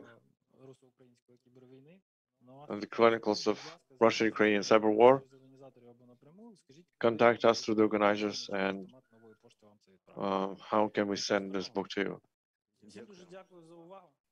Thank you and for interesting questions. It was interesting to work with you. Thank you. And in 1 minute, there will be the next speaker in our studio. See you later.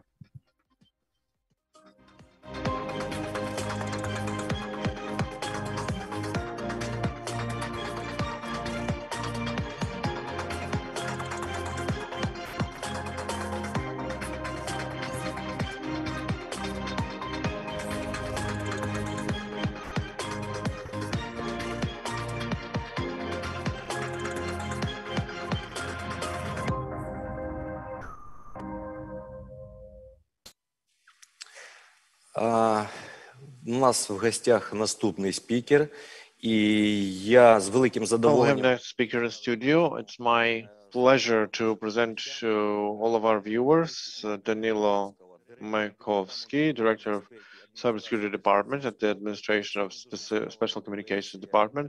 It's going to be an interesting lecture on documentation of cyber protection of critical infrastructure, which corresponds the overall topic of our hackathon. Добрий день всім учасникам. Дійсно, у нас сьогодні відбувається дуже важлива подія в Держспецзв'язку і в Україні. So we have a great event in Національний хакатон в форматі НАТО змагань. Я бажаю від щирого серця всім учасникам. This hackathon is a great event. I wish everybody who participates in it and all of the hackathon events stay healthy and wish you safe cyberspace. That's why we work as well. I'm Danilo Milkovsky, Director of Cybersecurity and Administration of Special Communications starting this year. And before I start my presentation, let me say a few words. You heard that head of our department, Igor Shigol, has introduced a number of proposals in Cybersecurity Center and to improve the state and non-state actors in protection of critical infrastructure in terms of notification about cyber incidents and cyber attacks. And we hope that in the nearest future, these proposals will be taken on board in specific laws. So now our team would like to offer you these new developments in terms of very relevant thing, increasing the cybersecurity of critical information infrastructure. You know that the Executive Order 601 in October, we published guidelines in this issue. And so the topic of our meeting today is recommendations in increased number of cybersecurity of critical information infrastructure or cybersecurity framework in Ukraine.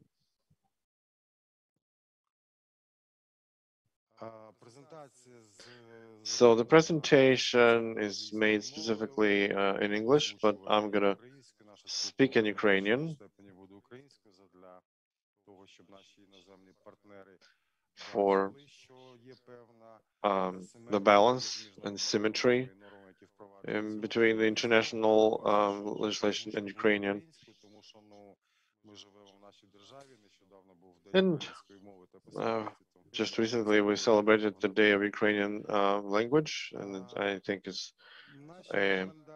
I will stick to Ukrainian. So our recommendations basically are based on the standard designed by US standard technologies. Cybersecurity framework, first edition 2012 and 2018.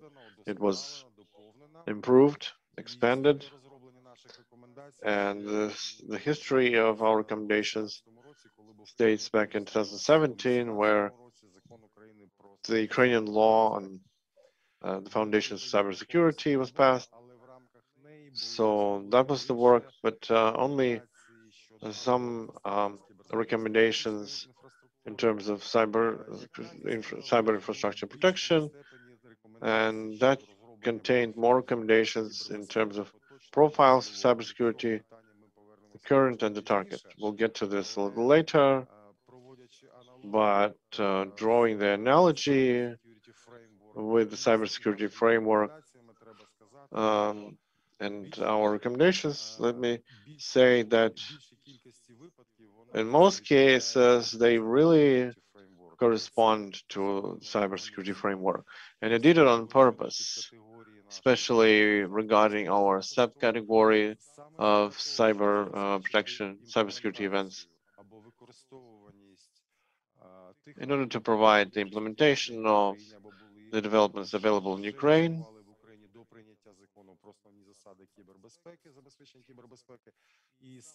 And for the sake of the using for all of the measures which are defined by a big multitude of documents, and to create the new unified system, which we name as the taxonomy.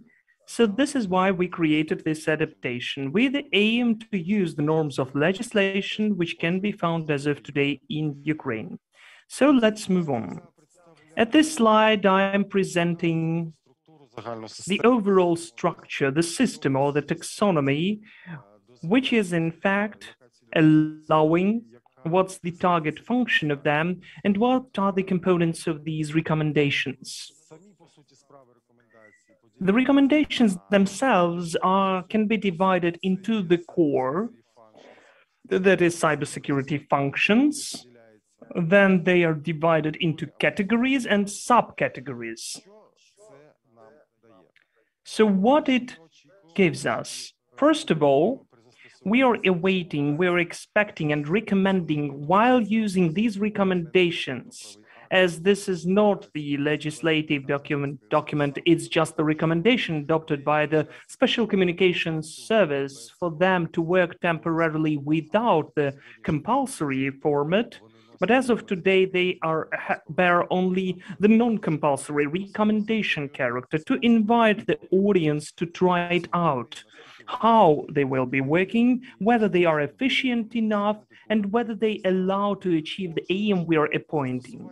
So the use of those functions of cybersecurity will allow us to provide the implementation of the solutions which are getting ready in the efficient risk management system. The implementation of such risk management system, in our opinion, will provide the more efficient work of the subject who is using these recommendations, responding onto the cyber incidents, to increase the level of cybersecurity and critical information infrastructure, not at one object, but to be accessible for other objects of critical infrastructure of a certain sector of economy, and also the cross-sectoral interaction and the objects further on.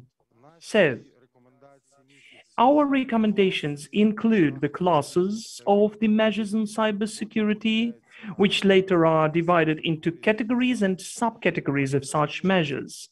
And also they include the information links, which have the certain links for our regulations of Ukraine, and also the documents and papers which as of today are being implemented in the cybersecurity framework.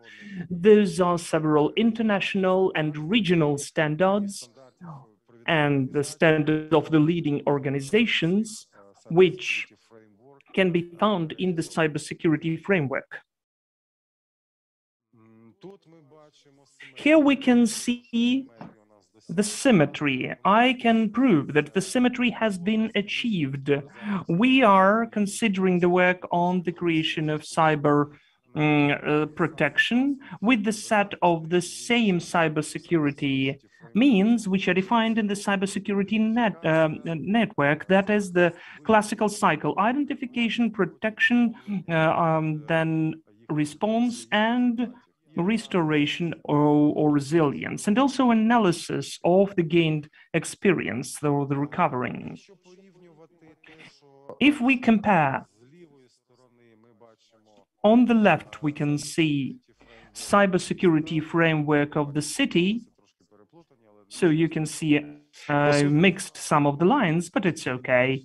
So in fact, it is symmetric. All of the codes of the subcategories are similar, and we can be sure in that. So altogether we can see that we have grouped our subcategories by the categories which are correspondent to the similar functions of the cybersecurity framework. As I already mentioned, all of the measures on cybersecurity are divided into subcategories, and the categories themselves are divided into subcategories, which include in the same way as in the cybersecurity framework, some of the additional subcategories. We can see, for instance, that in the identification, where we manage the assets, the asset management, we can see 6 subcategories of the cybersecurity measures. That is the incredible functions for important functions for the business environment. There are 5 subcategories and so on. And also the stable witnesses, that in some of the subcategories, in the brackets, we've mentioned a bit of the different figures and indicators, because while analyzing in details, when we were getting our recommendations ready, we compared again what we have in the cybersecurity framework, and we could see some of the discrepancies. So if we know about them, and if our respected listeners prompt us how they found out these discrepancies, we will be very grateful for that. First of all, that you've expressed that, and secondly, that you've read that, the participants who are interested in the use. So this is how in Ukraine we have defined 107 subcategories of the cybersecurity measures, and in the cybersecurity framework, it includes 110 of them. The main point I'd like to focus upon is the legislation reference. As you can see here, we've created some of the links of 2 types, which are compulsory and they are consultation. The overall requirements, as you can see here, those are the links for the ISMS, Security Management System, which is also done by ISO 27000 of the International Standardization Organization. And also we can see the overall or common requirements. This is the decree of the Cabinet of Ministers which approved the common requirements on cybersecurity of the objects of critical infrastructure, number 517 of 2019. And we can see that, in fact, providing the implementation of these or that subcategory of cybersecurity measures, it can be done in different ways, either the 27th series or the approval of the point that we have the requirements of the decree of the Cabinet of Ministers. Or if we use the framework of the comprehensive system of information protection, then you can see some of the regulations and documents. Technical protection information are the regulations of the system of technical information protection, some of the provisions of which regulate those requirements with the subcategory of the cybersecurity measures. So we are able to see some of the recommendations which were also mentioned by COBIT organization, and their recommendations for the European Standards of Electrical Technical Commission, or special publications which are done by the National Institute of Standards and Technologies of the United States of America. In this case, this is the source of the cybersecurity framework, that is the special publication 853. And also I'd like to mention that using such references and links, in fact, you can provide the mapping. We can see how in the certain subcategory, we can mention what it was done with the help of which document, and it allows us to maneuver, not only with the documents of the system of technical information protection, but also with the norms of the standards, which are much more modern and which are more correspondent to the requirements of the day of today, and can be used without any obstacles to prove that this measure is accomplished. At this slide, one more compulsory element of our recommendations, which are also mentioned in the cybersecurity framework, is the work which has been conducted this year. to provide those recommendations and to formulate the profiles of cybersecurity. That is the implementation of the levels. We are very thorough about this issue, and we understood that, in fact, the formation of the profile of cybersecurity cannot lead to anything, but the way how the organization considers the problematics to provide its cybersecurity, how deep and how systematic is its approach to solve those issues, how responsible is its attitude towards the practice which emerged, and how attentive they are considering the practice of other authorities, departments, enterprises to improve their own cybersecurity. This is reflected in our tiers of implementation of our recommendations or implementation tiers, which also have their own place in the cybersecurity framework. You can see that there are 4 tiers here, the first, the second, the third, and the fourth, which are different in the way of the work connected with the managerial processes of risk management, the apps and programs which manage the enterprises providing cybersecurity, and some of the differences which exist as of today in the cooperation of the sector subjects of the critical infrastructure or cross-sectoral interaction. So what is the profile of cybersecurity? In fact, the cybersecurity profile is a construction which gives us an opportunity to see the described, according to the offered system in our categories and subcategories of the cybersecurity measures, the described outcomes of this or that measure accomplishment.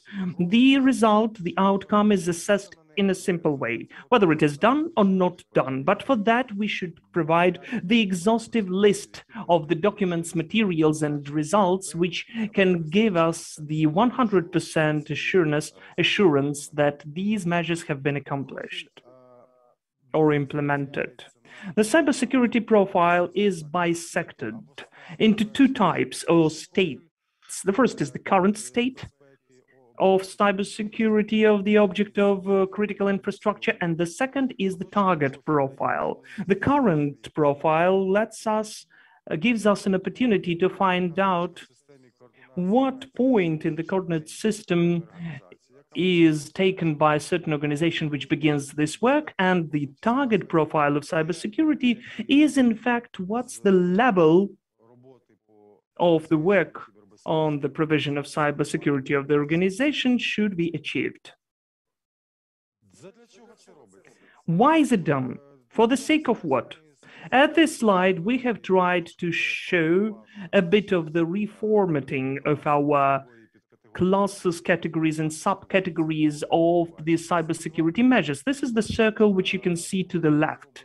Then we have developed by the Banking Association the whole mechanism of the calculator of the implementation of the measures by each category and subcategory, which gives us an opportunity, and this mechanism has the name of spell calculator.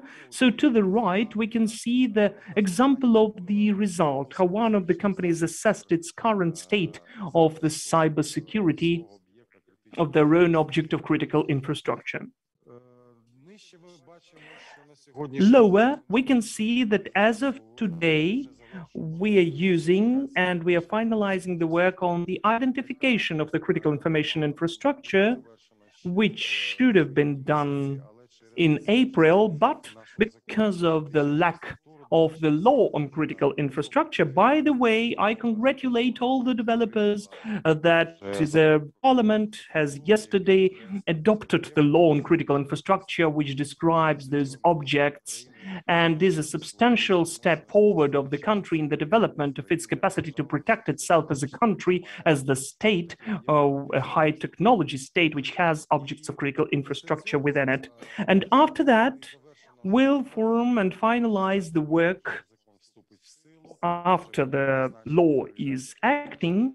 We'll have the responsible authorities appointed, we'll finalize the work on the critical infrastructure identification, and then we'll finalize the work on the identification of the objects of critical information infrastructure. By the way, the terminology of the Ukrainian legislation in comparison with the world practice is a bit different, but it's a well-known problem, so I think we'll solve it together involving the broader circle of experts, especially developing the new edition of the law or the new law on cybersecurity, which is now done under the patronage of the Committee of the Parliament on the Digital Transformation. So when we identify the objects of critical information infrastructure, they will be identified according to the different levels of criticality, and the objects which have the first and the second levels of criticality will be included into the National Register of the Objects of Critical Information Infrastructure. On the one hand, it may scare off potential enterprises of the critical information infrastructure, which will be included into the list, but you shouldn't be frightened, because we will try not only to consider the number and plan our own resources to provide the certain support and consultations, recommendations, methodological and technical support in the services which can be later provided to such objects by us, by the Special Communications Service and the state. And further on, when we finalize the identification of critical information infrastructure objects for the first and the second category, we will provide the compulsory requirement to achieve the certain level of implementation of our methodological recommendations, which will be the first or the second levels, I guess, and then some practical work connected with the search of the efficient mechanisms or which are needed to be developed, or the mechanisms to prove that it is already being done. So in fact, we've already mentioned that we are helping with this calculator to develop the current profile and also to have some measures to develop the target profile of cybersecurity of a certain object. But this is more of the systematic way of work, and it has to claim, first of all, the understanding and support of the board, of the superiors, and on the other hand, the availability of the experts who are capable to identify the main vectors, according to which, while forming the current profile of cybersecurity, we could identify and detect the gaps. In our recommendations and certain annexes, their appendixes, there are some of the sets of recommendations how to develop the target profile. You can easily use it. And what can target profile lead to? It lets you find out which impact factors for the development of the target profile are available in the organization or are expected in it. It gives an opportunity to find out the gaps and focus upon the efforts on the identification of the certain target spheres where by each category of cybersecurity measure, you should take certain measures additionally. And the most important thing, to efficiently begin the work on the efficient planning or budgeting of those measures. Because everybody understands that we cannot deal without the plan, without the proper funding. And the targeted profile should be achieved, as I've already mentioned, by the objects of the first and second levels of criticality. On the other hand, it gives an opportunity not only to increase the level of cybersecurity, but also it gives an opportunity to prove your partners, including the ones who are taking part in the supply chain, it allows to prove the state of the cybersecurity and the requirements, to satisfy the requirements which you are correspondent to or which they claim you to have. As I just mentioned, we really have the high expectations on the work by our customers on the recommendations on the development of the targeted profile. As I've just mentioned, it allows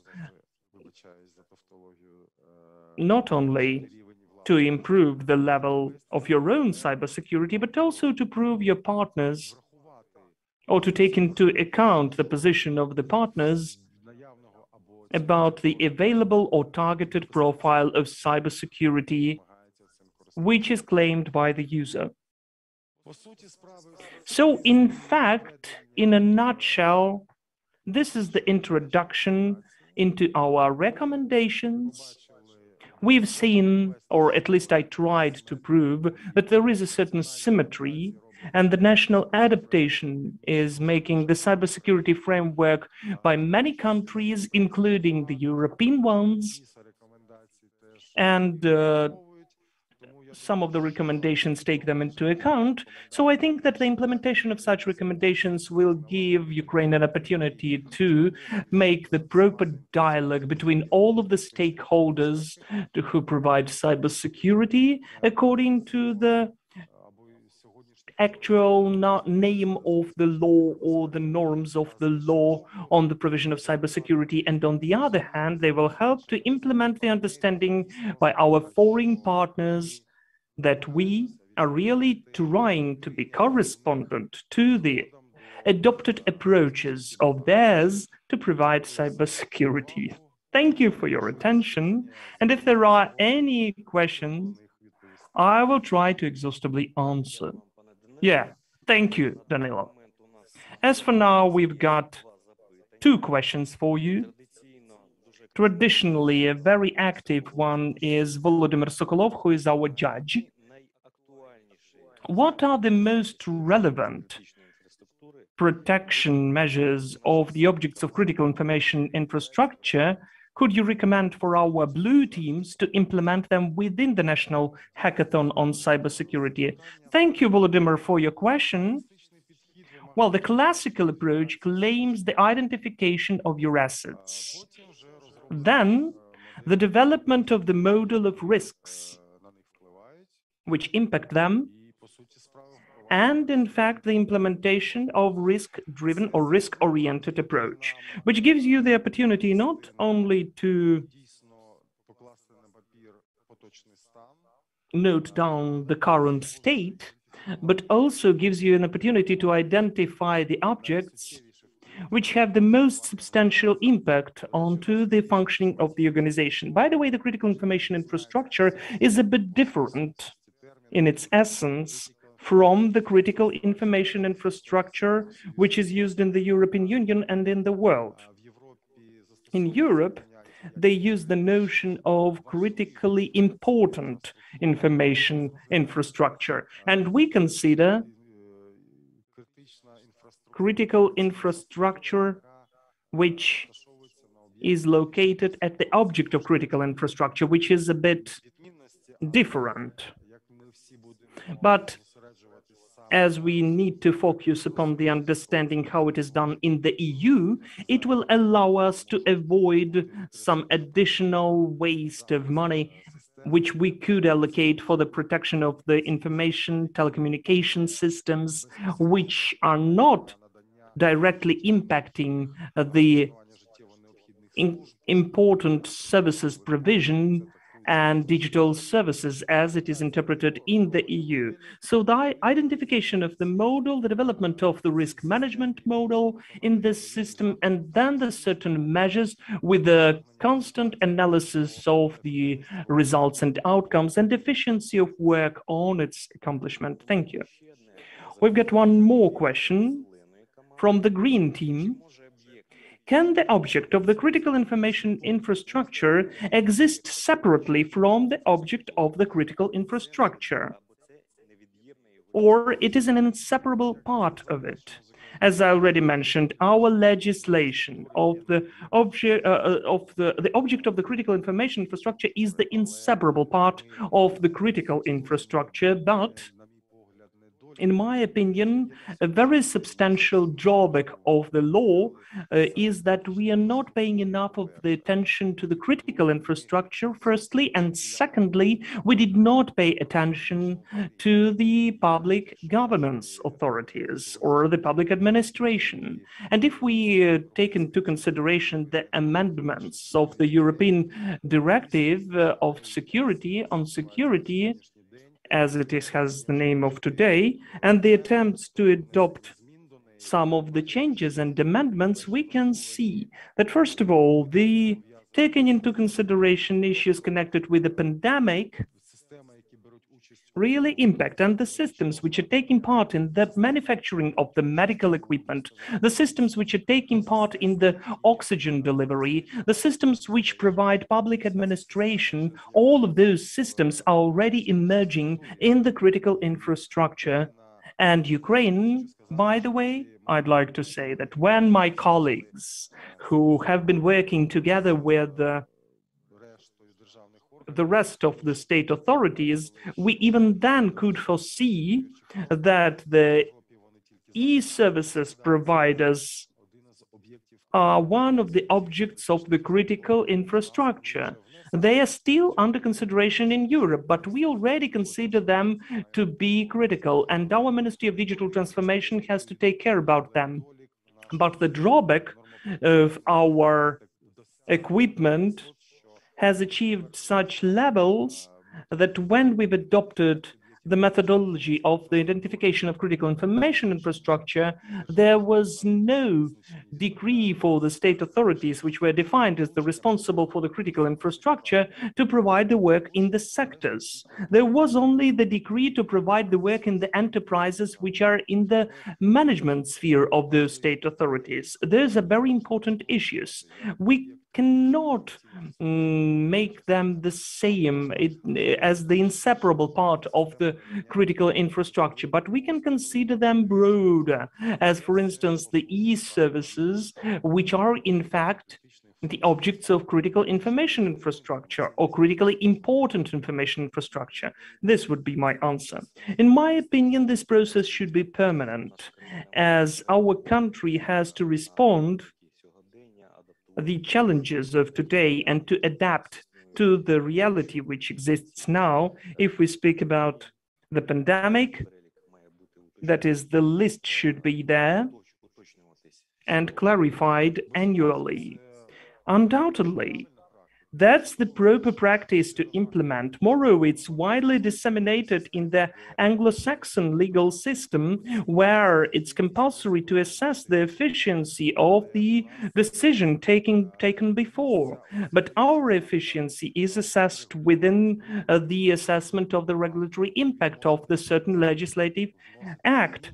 So it cannot catch up the amendments which we are introducing because of the pandemic, which the whole world is surviving through. So we cannot catch up with that because the procedure foreseen by the Cabinet of Ministers decree on the regulations of the work of the Cabinet of Ministers, which foresees the work on the legislation acts, is a very long procedure. So we should search for the mechanism to shorten the time period or to simplify the construction process for such peculiar questions.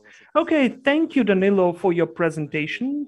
Thank you that you found some time in your saturated schedule to visit our studio and to be involved in the national hackathon. In several minutes, we'll have the next speaker. So thank you. See you soon. Thank you. All the best to you.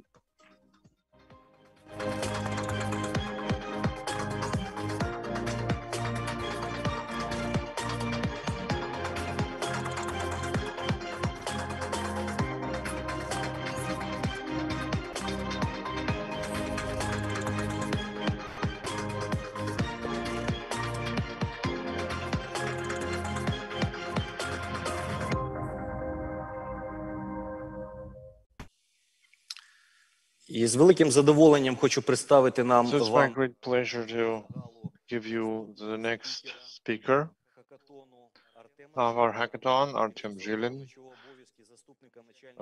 deputy head of the center of the 6th Department of Special Communications. He's going to be delivering an interesting presentation, Organization Tactical Problems when Detecting, Responding, and Preventing Cyber Threats, which basically corresponds to the overall topic of our hackathon, and in some ways can facilitate and help our participants in finding some solutions for their tasks within challenge. Hi, thank you for this opportunity. Everybody's saying how to do it, but not so frequently we hear what kind of problems people face when they work in cybersecurity. So I would talk to the problems that our center faced when we basically did our job while preparing the response to cyber threats. So I'd like to talk to responsibility, why it's us who are doing it, and thirdly, how the objects of cybersecurity see the situation and how we see the situation. Compare these outcomes and then proceed to proposals that our Cyber Protection Center basically delivers. So the responsibility is the foundation, is the very foundation of everything we do, because there's no one responsible, then there will be no results in action. So in protection of information, the law of Ukraine introduces responsibility for data safety, and it's on the owner of the system. And the law says that it's the leader organization of the organization, or a deputy, or a person who directly is engaged in using and maintaining the security systems. Such owner of state information resources is actually the state subject, and it relegates the responsibility for this to centralized authorized service, which is our service, which does oversight, detection of threats, response, providing help in dealing with the threats. So what's the basis? What is the very foundation that helps an organization to respond to cyber threats, to be actively protecting themselves? So people, technologies, and processes, that's the foundation that everything else stands on. So we, together with our department of implementation of state policy in cybersecurity, head of the department spoke before me. We organized and conducted a survey in terms of readiness of authorities to implement the models of cybersecurity. And this survey shows how ready are the state agencies to withstand and counter cyber attacks. So we did a sample of 30 respondents, organized 71 questions for them, and those questions were built along the directions that I outlined: people, technologies, and processes. So let's see what are the results. In terms of results and analysis of answers in category of people, we see that there are two columns: info security and info technologies, IT direction, that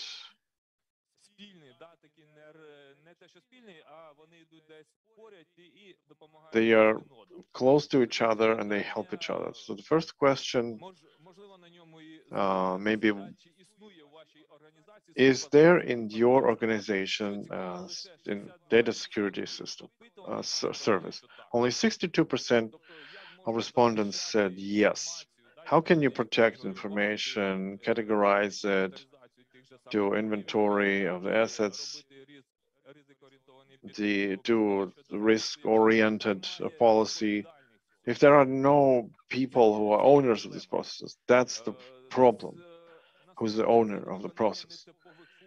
Next, fulfilling the non-typical functions. Very often, info security departments, IT departments are engaged in non-typical functions. Like, for instance, an expert in cybersecurity is being told, please go and change the cartridge in the printing machine. It's often like that, and that decreases the efficacy of the cyber service or info security service. So the number of employees that are engaged in these processes, well, it fluctuates from 1, if ever, to 40. We've asked the agencies and departments, small and big, I won't name them now, but from 1 to 40. Is there some role model in the IT resources? Are there profiles of administrator, or everybody's using the same login? Only 66% of such. So recommendations are not sufficient. Do people match their competencies? The positions match their competencies in terms of information security? 66. So even if people take that certain position, only 66% really match the competencies that the job requires. What's interesting were 2 indicators: average age and average experience. We see that there are 2/3, from 30 to 50 years. They take almost 90% of the workers, but an average experience in this work from 0 to 5 years, almost 50%. That's the new sphere. Very often people get retrained, they go through some courses, and you have to understand that everybody knows about the needs and many high-quality employees. They come from neighbor sciences, but they don't have necessarily much experience. So only 69% have higher education. Is that good or bad? I think it's not so good, because higher education, basically systematized knowledge, gives you an opportunity to look at the problem in a wider sense of the world. Next, certificates.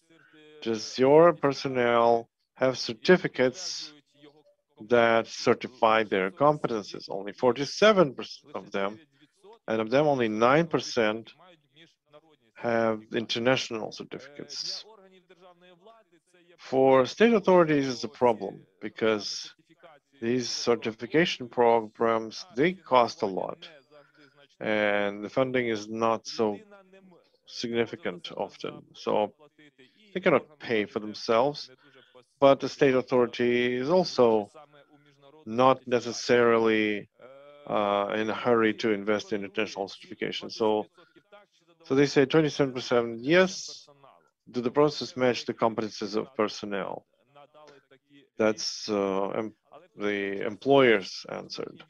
But then the next answers regarding training and qualification, they say that qualification is regular. They go through training, and that is proven by the previous slide, where they had experience in the industry from 0 to 5 years.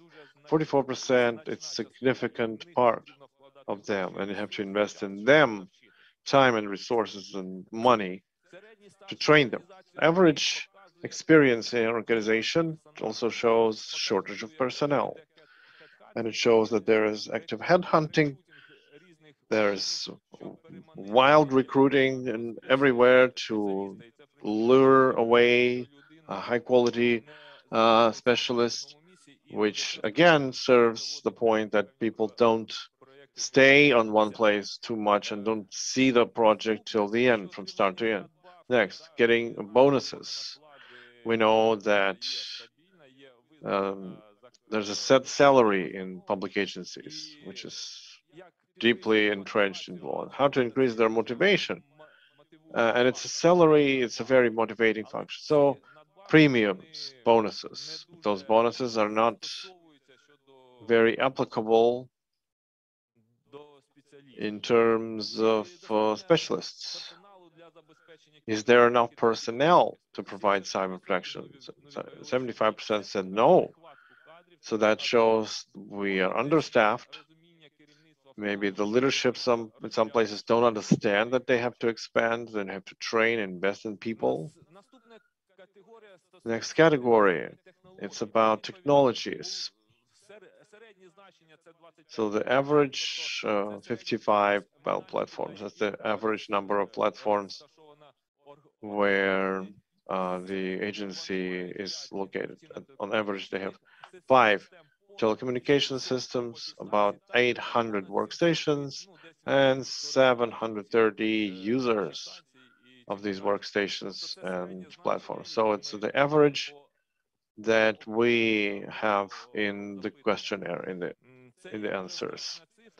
And it's a significant number that shows that how much personnel there is in an organization and how many people you have to provide cyber protection to. As you can see, licensed software, that's a well-known problem for quite a while, and it just proves again that only 40% of the software needs are met. 93% require updates. There are even agencies where you can see Windows XP. Come to inspect them and you still see them using Windows XP. Using Wi-Fi, 27% went into cloud. There are some laws that regulate what you do with information in the cloud, but no specific national laws, not only international ones. So they need technologies of virtualization, 90%. Again, there have been attacks on virtualization systems, and that's a relevant problem. Is the counting systems separate from other attacks? 53%. There's a meme even. Well, it's not entirely right, but it's like the most vulnerable parts are accounting. They understand accounting, but the cybersecurity have to provide them security. But that's one of the main entry points in attacking our systems through spam. It's the first target is accounting. Using antivirus software only 90%, which is already good. Protection against DDoS 80%, and only 60% care about logging of everything they do in information security. So what does it tell you? It tells you that, again, a person who's dealing with information security becomes critically important for the organization. And if the person is compromised, or the person is malicious or maliciously motivated, you can't prove that it's been an insight.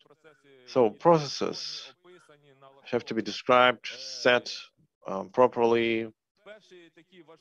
So the first important process is budgeting. Budgeting in IT and infrastructure, only 60%. Budgeting shows strategic thinking, strategic vision of the leadership in terms of providing information security. If only 60% are even planning, so you can conclude that only 60% of the leadership sees the problem at all. Almost all doing inventorization of or taking stocks of their assets, but maybe we assume that they answered yes, not only in terms of information assets, data assets, but material assets.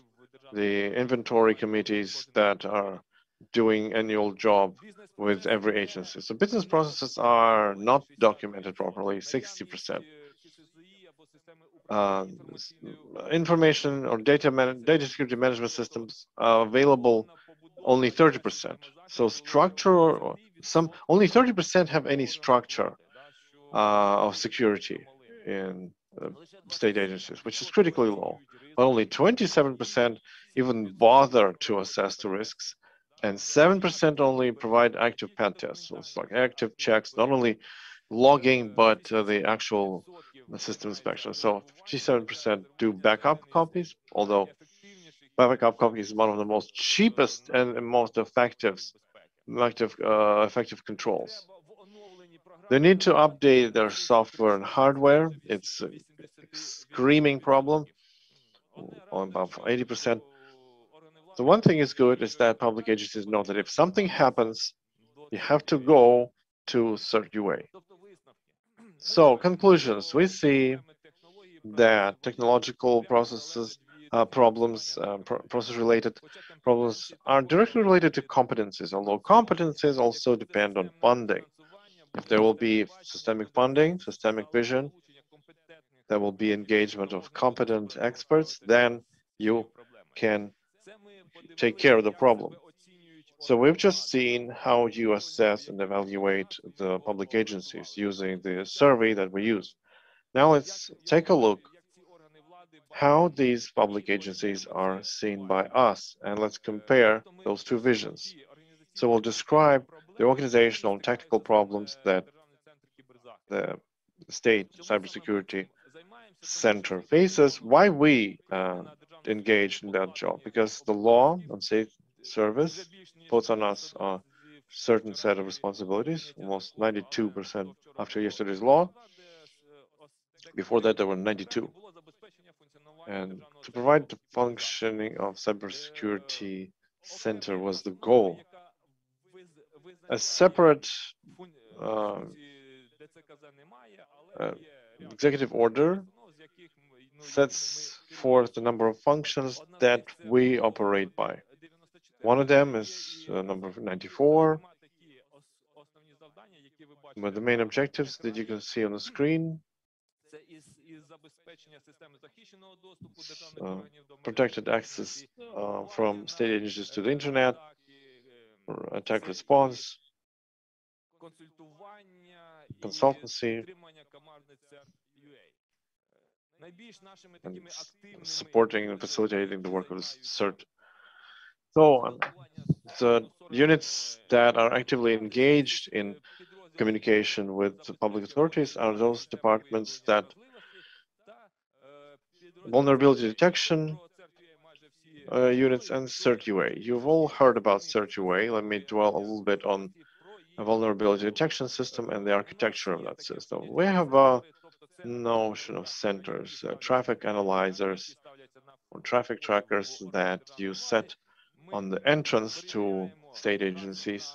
We check the traffic against cyber attacks present, and then we inform the security admin or the owner of the security processes within the agency. Why is this attack going? And so why did we arrive at this kind of architecture? I'm going to explain that at good length, but a little later. So the functions and the tasks that CertUA describes in the law on cybersecurity, which directly says that CertUA has to provide practical assistance, process complaints or requests. So it's a team that it's a hotline response team. If something happens, then CertUA can help the authority to respond to the attack, make the system, do some research, and notify all the participants, both objects and subjects, about what happened in order to prevent further occurrences. So So we've seen the following problems: so, bad feedback loop and communication. So it's nonsensical. It's like it's always about responsibility. Is the person appointed or appointed, not appointed or appointed but not skilled, not enough qualification to be able to respond to cyber attacks. Huge incidents that don't get resolved, even if the information goes through about the incident, like call center gets connection, but the public authority doesn't respond, doesn't communicate at all. So no data security policies. It's a very important document which basically describes how to properly work for proper security, how to protect your assets. No software update policy. No data maps, no network data maps, because that's why they have to spend a lot of time only to detect the critical points that they have to pay attention to. Again, usage of unlicensed software, and they forget about updating the old Microsoft Office packages, operational system Windows that are legacy, some self-made compilations. Not enough competencies admins of the network. That also matches the survey that we got from the public authorities. So the lack of protection systems, they cost money, and you need people to set them up and to administer them.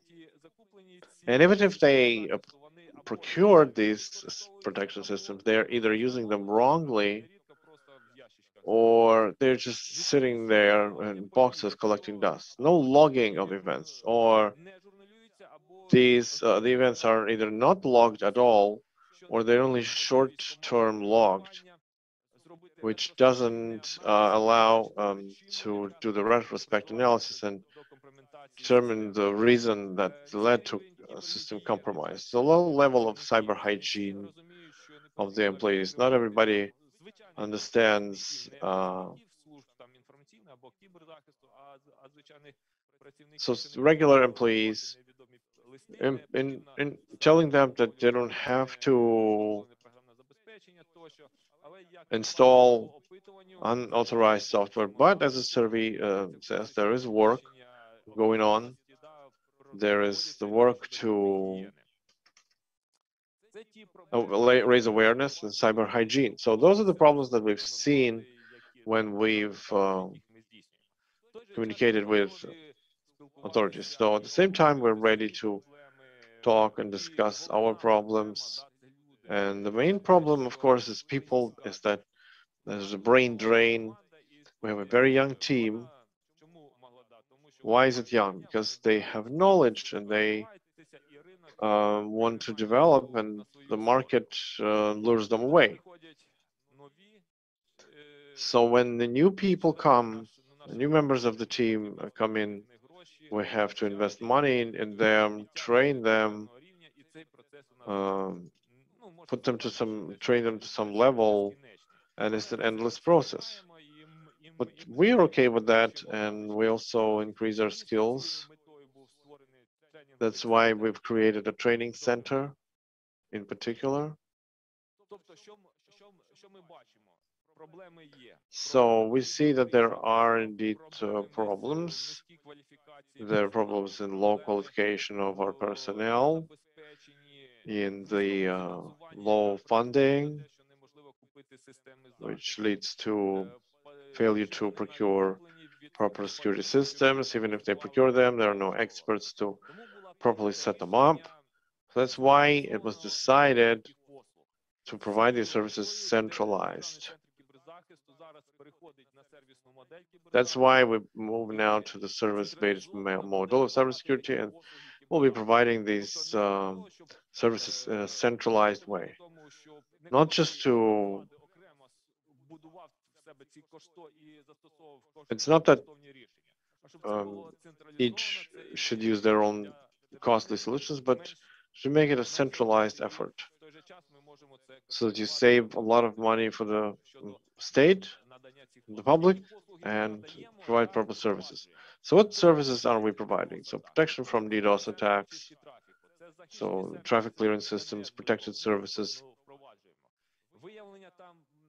detection and countering the network attacks and intrusions, screen of web applications.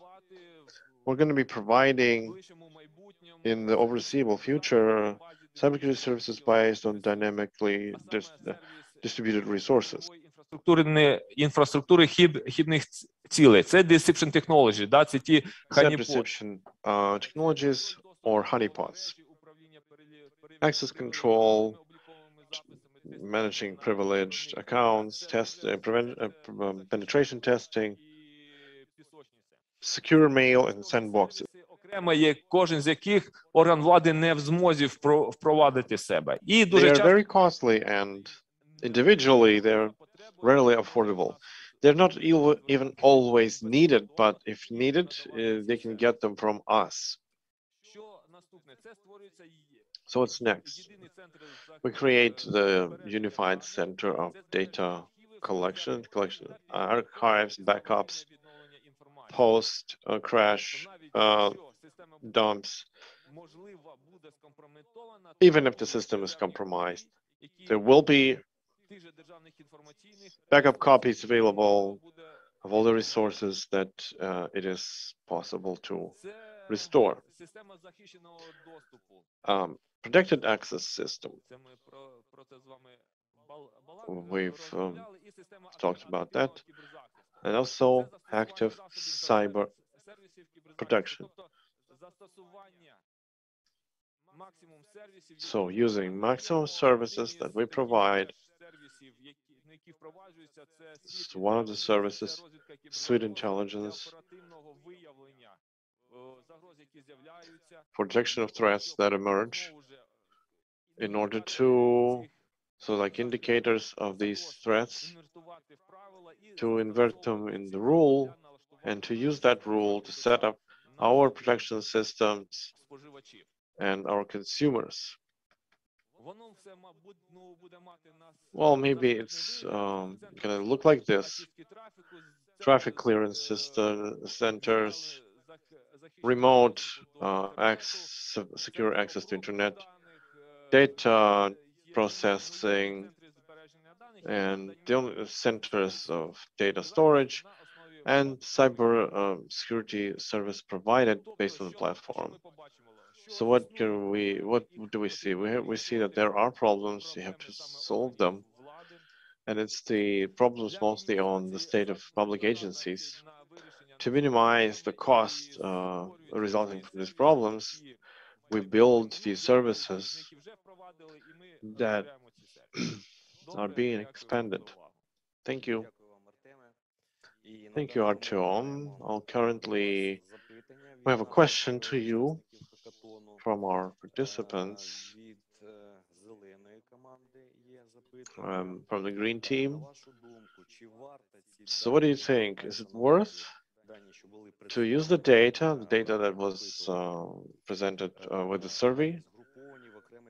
Should they be grouped into indicators and which would be periodically updated to analyze and introduce the correlation? Right, that's a great question. Well, if I understand correctly, Danilo, who spoke before me, mentioned that there is more controls, cybersecurity controls. For the manager who takes the decision about protection, it's a certain problem to solve.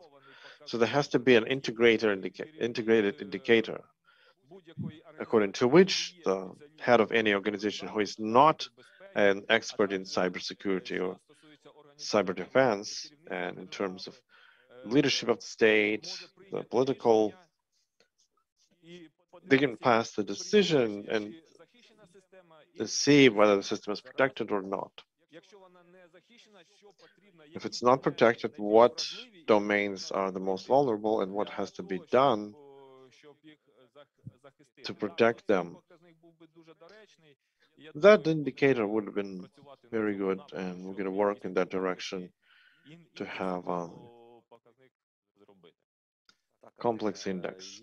Okay, Artyom, there's one more question from our judge, Vladimir Sokolov. What's your vision in terms of procedure automation in responding to cyber attacks and cyber incidents as a possible way to resolve organizational issues? Yeah, the processes have to be described. There's a level of maturity. You cannot do everything at once in one take. You have to grow until certain level. So we describe those processes that we have. If the processes are well described, then you can automate them. There are some systems like SAR system that help within the SOC to automate response processes. Like there's a CERT process which uses some typical automated processes that are well described, that are stable, that don't need some specific knowledge to respond to them. So that cuts a lot, that frees up a lot of employees. You need less staff, less workers, and it gives people the opportunity to pursue other more important cases that they have. Okay. Artyom, you can feel that there's a question from our mentor who represents the armed forces of Ukraine.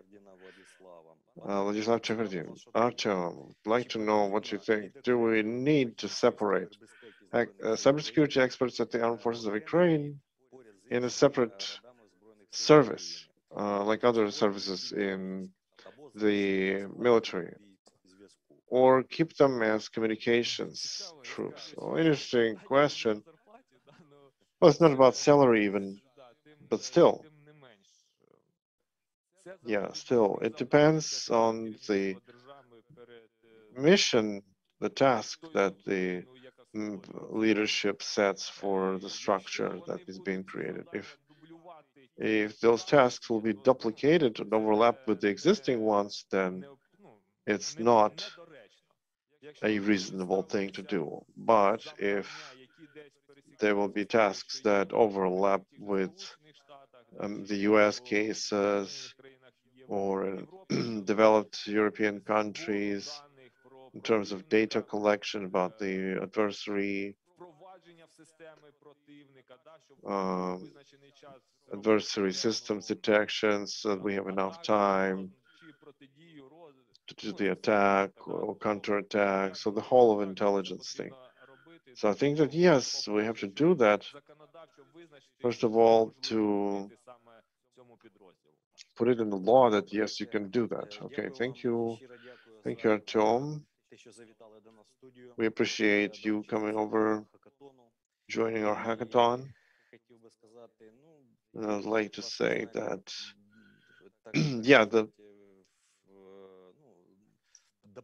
you shared quite a lot of useful knowledge that will help our coders to get through the hackathon and the challenges. Thank you for this opportunity. Thank you.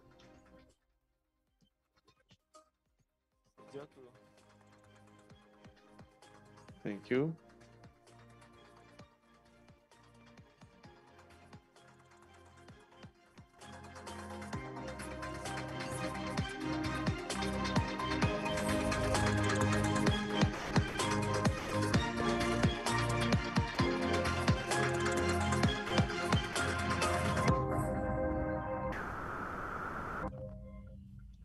Алло? Hello. Так, видно мой экран? Мой экран видно?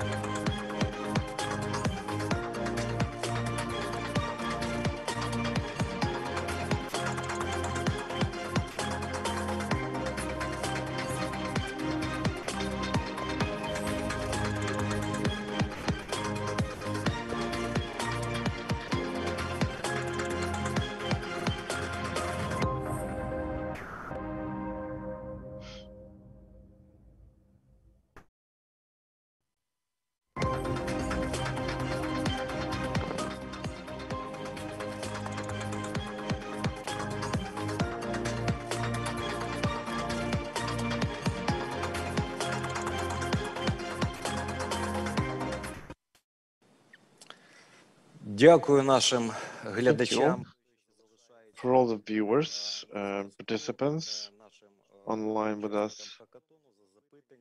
Thank you for the questions and active participation and engagement. I'd like to inform you that the next speaker on our seminar should have been Alexei Baranovsky, president of the civil society organization ISAKA Kiev, with an interesting topic, gamification and simulation in education and cybersecurity. But currently, he's engaged in one of the governmental meetings, and because of that reason, cannot be present at this moment in our studio. And I would like to invite the speaker, next online speaker, Vladimir Bolzhinov, founder and expert in cyber security of HX Technologies, with an interesting topic, the role of international standards and certifications in industrial system security in building technology and critical infrastructure security. If Vladimir, you're with us, we are expecting you. Can you hear me? Yeah. We can hear you. And you can see me? Yes. We see your presentation.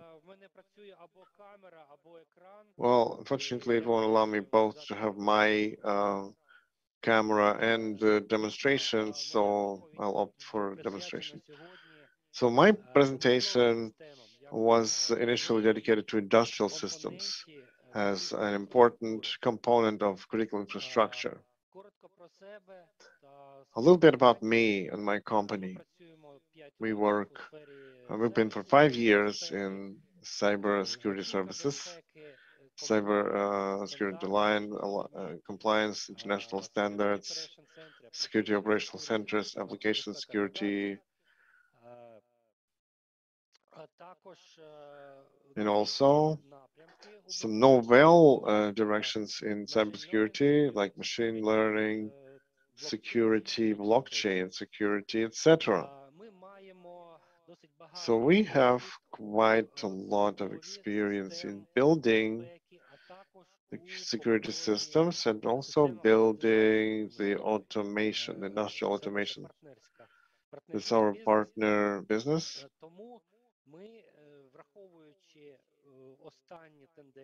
So considering the latest trends in Ukraine, including the USAID initiatives, we decided to focus on industrial security, SCADA security, and ICTP. Well, a short version about the relevance of this issue. Unlike incidents in IT security, the industrial security incidents lead to, or potentially may lead to, losses of life and health, to environmental catastrophes even.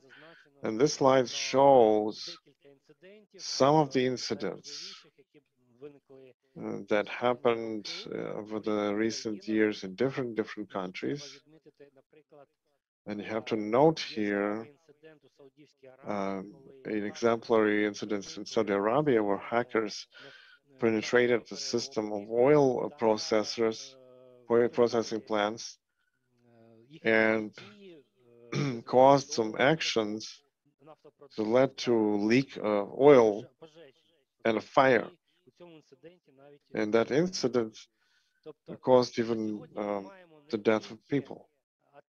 And that's tragic. And not only ransomware attacks are possible, not only the Prikarbataukrenergo energy blackout, and even industrial catastrophes that lead to huge negative consequences. As you know, in the world right now, there are several armed conflicts, economic conflicts, hybrid wars that are usually accompanied by cyber warfare. That's one of the features of modernity, unfortunately, where cyber wars are waged alongside with physical or economic war. And it happens more covertly,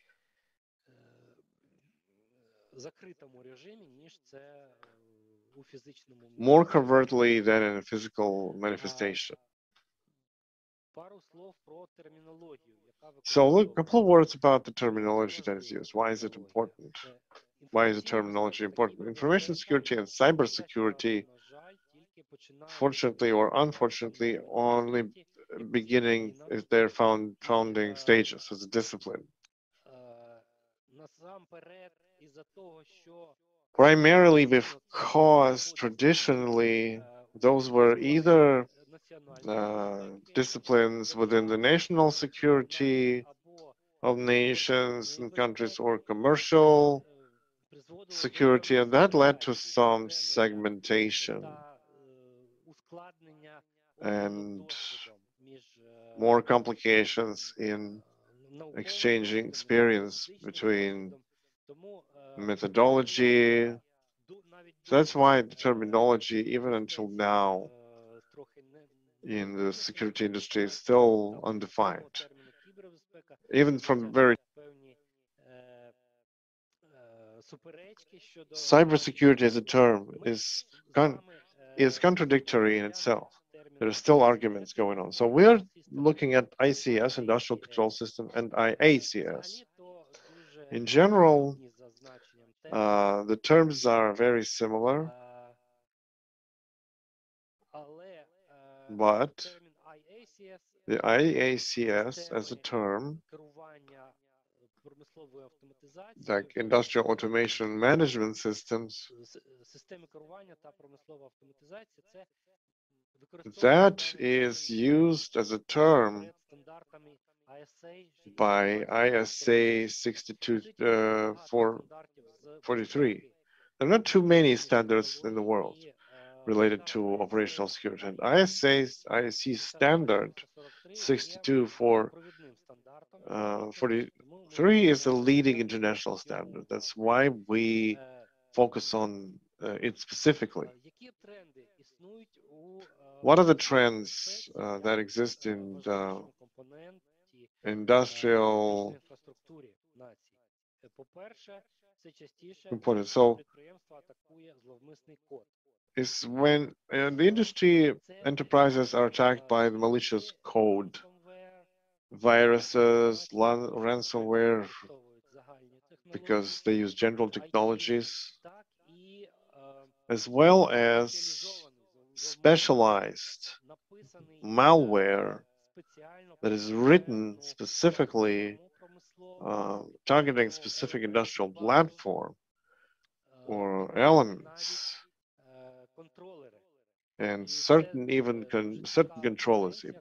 And it's an interesting trend where viruses are coded for a very limited device, which even has like 128 kilobytes of memory, like old chips with limited functionality. But these are the kind of devices and logical controllers that viruses are attacking. They're wild now, but they spread wildly. And the problem is that not too many specialized methods for detection of these viruses and fighting those viruses, that malware. This is machine code mostly. Next trend. Industrial management systems, more use off-the-shelf software, which is not intended for an individual use. It is just, it's more wide. It's a group of users, group of companies. So that's why it's widespread. It's widely used, and that dictates the superficiality of attacks. It's available on markets. It's available to the hackers, So you can't basically rely on security by obscurity, by just hiding and concealing yourself. So the third trend is the revolution of Industry 4.0. As you probably know, the world distinguishes three industrial revolutions: the steam machines, the electrical machines, semiconductors, and fourth revolution is interpermeation, fusion of industrial systems and internet. Meaning, the opportunities provided by the internet for update, for centralized support, for communications, they are a great piece of interest for the industry, for the industrial systems. But those opportunities at the same time carry a threat coming with the internet. And those threats, they permeate industrial systems. General availability of automation, attack automation systems. That's a general trend for the IT, and it's also fair for operational technologies. Hackers of all kinds, they are discussing industrial technologies. They do hackathons, CTF, with industrial attacks, industrial threats and vulnerabilities. And the hackers understand that it's highly promising, and more hackers participate not only in commercial hacker groups, but also are in publicly sponsored groups. We see more and more of such examples. Of course, that all of that is concealed, it's not disclosed, but in some cases, the researchers can follow the notion that hackers are sponsored by some states. What are the threats in terms of industry? So unauthorized access, theft of data, just like in the IT, it works in the industrial world. So loss of reliability or integrity management system. As I said, loss of reliability can lead not only to financial damages, but also to environmental catastrophes. The violation of technological process, even some ruination of some equipment. For instance, if there's a melting oven for iron is shut down, you cannot restart it. So therefore, in industrial systems, the business availability is first place priority. Loss of availability of management systems is number one, because the break in the technological process is not the same as banking or retail, where people will just sit and wait a couple of minutes. The consequences can be much more drastic, much more serious. Damage of equipment, as I said, threat of life and health of personnel, but not only personnel. We also talk about population, especially if it's an energy sector, especially if it's heavy industry, like oil processing, chemical industry, nuclear. All of those are very serious issues, and it's all critical infrastructure. By the way, as I've learned today, it's been approved today in the first rendition, a highly recommended law on critical infrastructure. I may be mistaken a little bit. It's been a rumor for a while, and we've been waiting for it. It's going to stimulate and incentivize the development of national critical infrastructure protection systems. законодавчих вимог. Це не тільки штрафи, це репутаційні. Legal infringements, not only fines or reputational problems, reputational threats, so environment. It's a threat for communication systems and life support systems. We've already mentioned energy sector, transport, and healthcare. That's all is also critical infrastructure. It also is the national security level of business. So what are the myths existing in the industry? First of all, we are not on the internet. That's why we believe these threats don't touch us. Well, first of all, viruses, and there are facts, known facts like that. Viruses can get into the industrial systems not only through the internet, but also through removable media. And that's even harder to control in the industrial situation than internet. Because the internet is controlled by hubs and routers, the IDS, IPS systems, ACM. In the industry, there are similar systems, but not so numerous. They're much more expensive. They're much harder in deploying, setting up, and maintaining. So it's much harder to control. Even traffic is harder to control. Whereas controlling BIODs, bring your own device network, controlling remote, removable media, remote access, all of that, that's even harder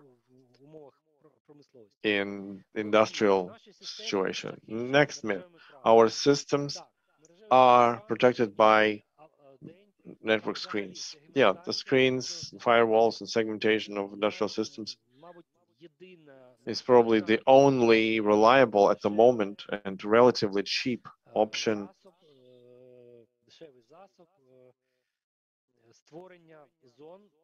to create zones and security chains. It's the foundation for industrial security. But no matter what system, how reliable the system is, and even the network screens are not reliable because first and foremost, it's software. And just like any software, it has vulnerabilities, it has errors in code. Even if you don't account for these errors that the designers make, the network screen is as effective as its config is. So it's basically a package filter. It's a configuration of package inbound, outbound rules. And if errors are allowed, and they are sometimes, as we see from experience, those are errors in the rules. And then the network screen becomes a useless thing, so to say. So that's why don't rely on any system. There is no silver bullet in security. There's no universal solution that will protect you from all threats. And it's a complex thing other than automated solutions. There needs to be manual, daily work, routine, maybe a little boring, but you have to do it. Thirdly, hackers don't understand management systems a lot. That's a myth. As I said, there are hackathons, CTFs, hackers conferences, not just universal, but specialized. SCADA system targeted, certain industry targeted like Siemens and Schneider, etc. We've never been a target. It's never happened. That's why we think it's never going to happen. So that's a general type of erroneous thinking. How to deal with it Well, it's more of a psychological question and also the question of economy. You have to do the risk analysis, risk assessment, and economic calculations like ROI, ROS, return on security investments. There are some technologies. They're not widespread, but they are on the internet. How to calculate these indicators that will be useful when you talk with the financial decision makers. Our system is satisfactory. There are no 100% reliable system. No matter how big your security department is, no matter how complex the systems they use, they never cover 100% of all the IT, and especially OT, operational technologies, like objects, because they are segmented, they are distributed, and they manage, they use different elements, different vendors, and all of that different protocols, so it's very difficult to integrate. Why I focus on these myths, and what are these myths in terms of security manager? It's the same thing as vulnerability. If you deal with social engineering, for instance, when we have to deal with psychological vulnerability, where people just click whatever they want or open easily open files, that's psychological vulnerability. So the myths that the people have are all psychological vulnerabilities that stand in the way of security system, and to perceive these myths, you have to perceive them as vulnerabilities. So you have to explain people, you have to raise their awareness, you have to train them. Your awareness raising program, qualification program has to include not only their qualification and not only awareness of the regular users, but also management, the leadership, the decision makers. Similarities and differences. There are some similarities in operational technologies. There are some differences. As I said before, if in IT, it's confidentiality is #1 priority. In operational technologies, the #1 is availability, or the continuity. Business continuity is something that impacts the environment. So a triad of the CIA in cybersecurity and operational technology security, it's used as IAC. Integrity, availability, confidentiality. Standards. The main standard is ISA 62443. Other than standardization, this organization is also doing certifications. Very important because it provides a shared language between different specialists, not only in the industries, not only in IT specialization, operational technology, management, but also in different language, cultural differences, etc. There are some industry standards. I'm not going to focus on them for the sake of time. And also, I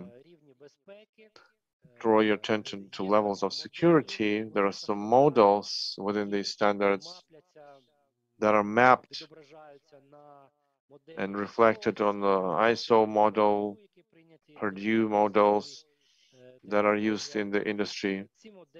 So those models allow to simplify the planning, simplify the analysis, the security assessment and planning of the zones of security chains in the industry, industrial environment.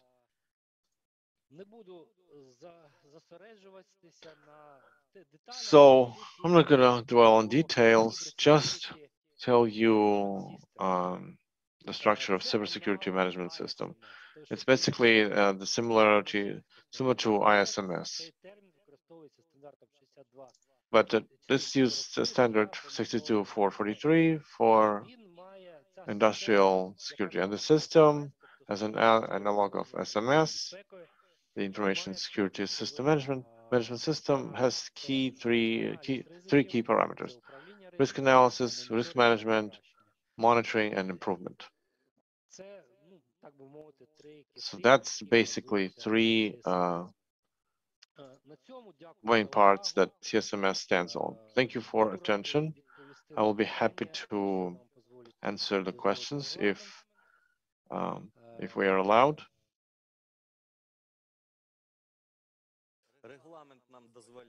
Well, time constraints do allow, and we'll be happy to ask you these questions. We already have a question for you. It's a question from one of the participants in the hackathon from the blue team. Are cyber attacks possible against the infrastructure of medical facilities in Ukraine? What are the potential consequences for the country's image that these threats may entail? Thank you for the question. First of all,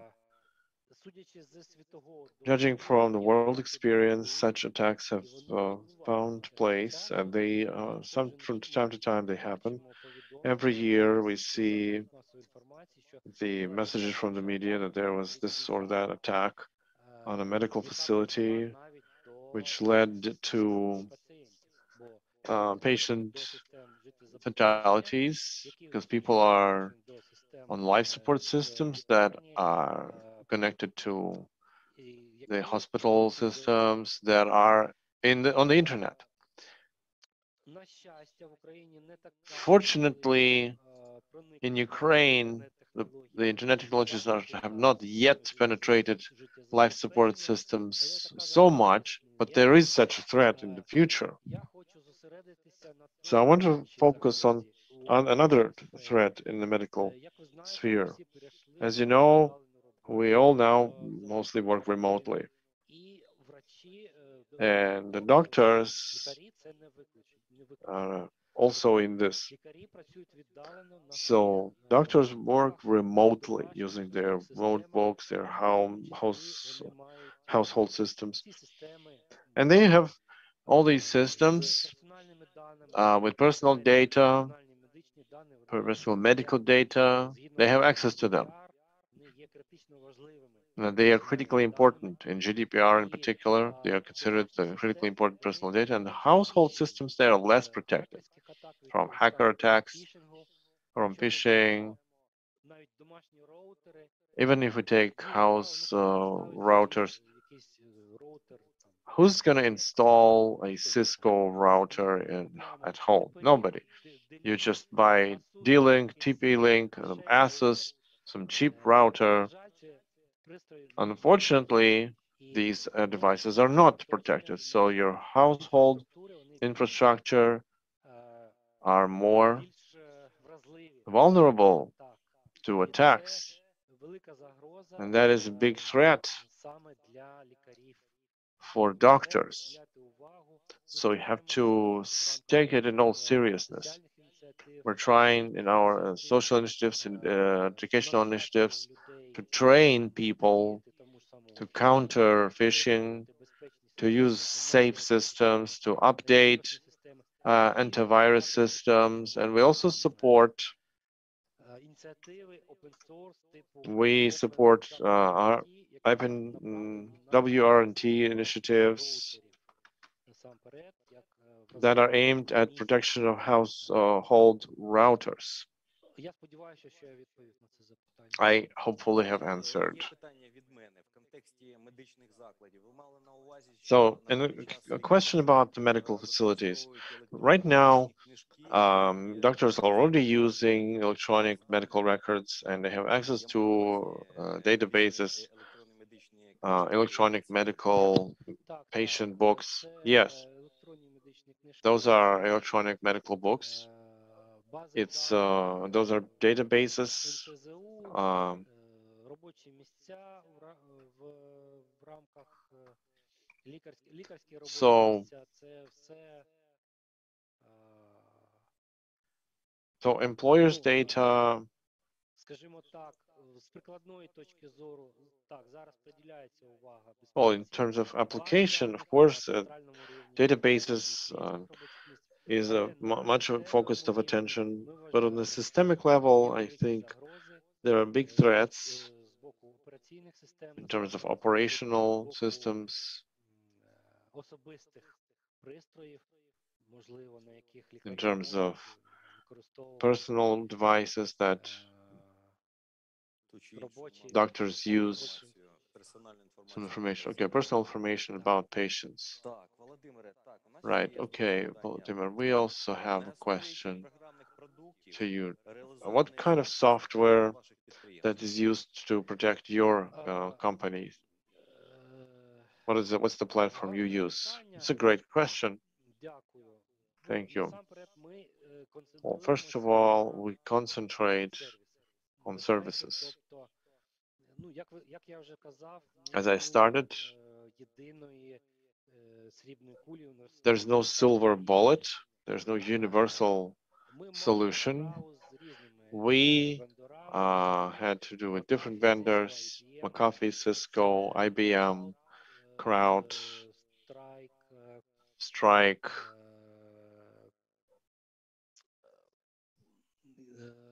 В залежності від профілю підприємства, від So depending on the profile of the company, from traditions, from personnel, culture. Там, припустимо, спеціалістів Splunk, So if you assume a Splunk specialist, maybe HP ArcSight, maybe not. It's more difficult. Тому треба орієнтуватися That's why we focus on різні критерії. That's why we focus on different criteria, including experience, including the access to specialists. Maybe I'm not so competent, and that may be not so fair to other vendors.